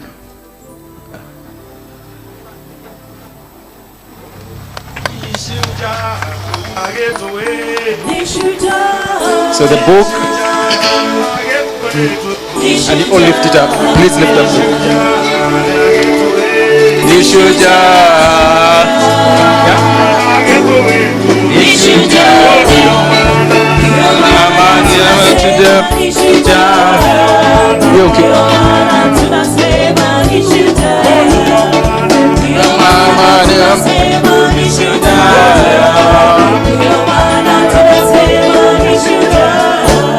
shujaa ya baba we ni shujaa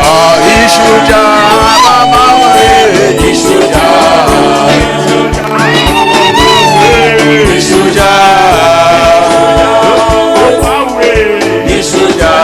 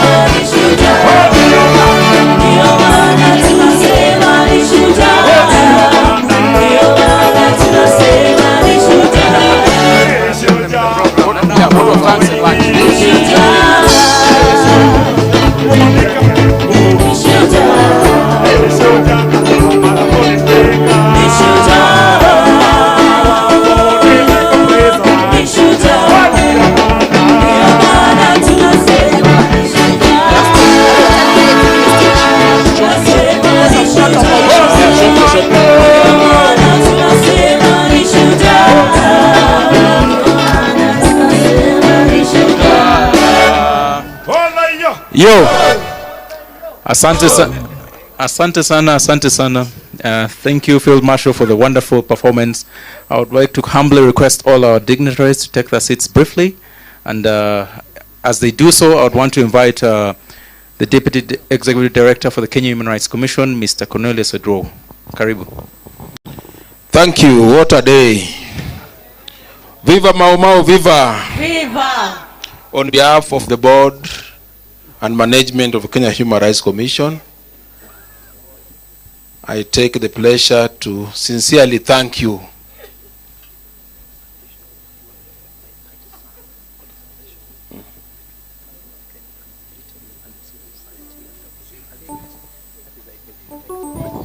Thank you. So on behalf of the board and the senior management of Kenya Human Rights Commission, I take this opportunity to thank you sincerely for gracing this enormous occasion. I know it's not in vain.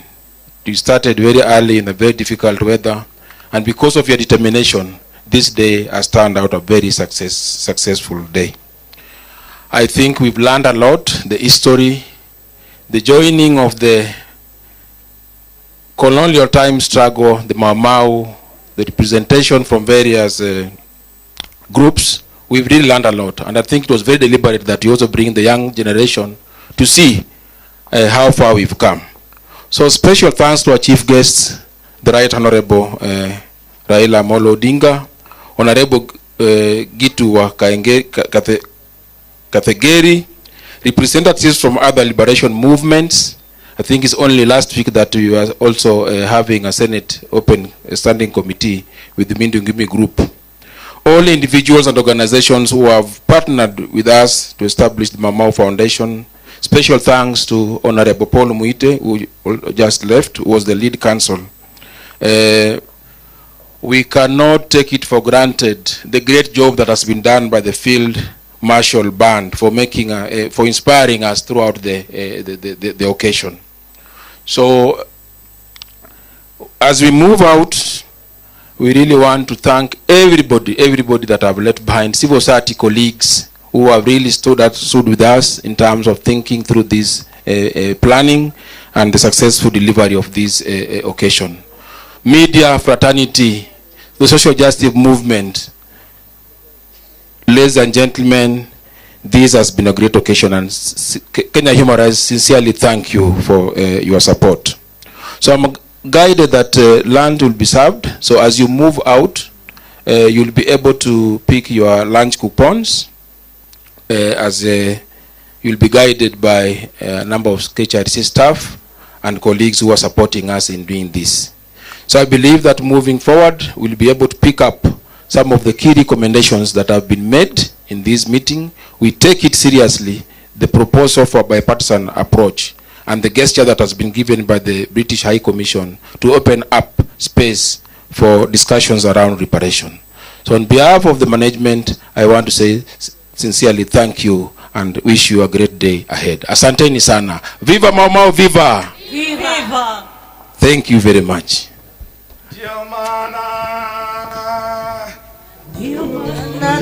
South donors.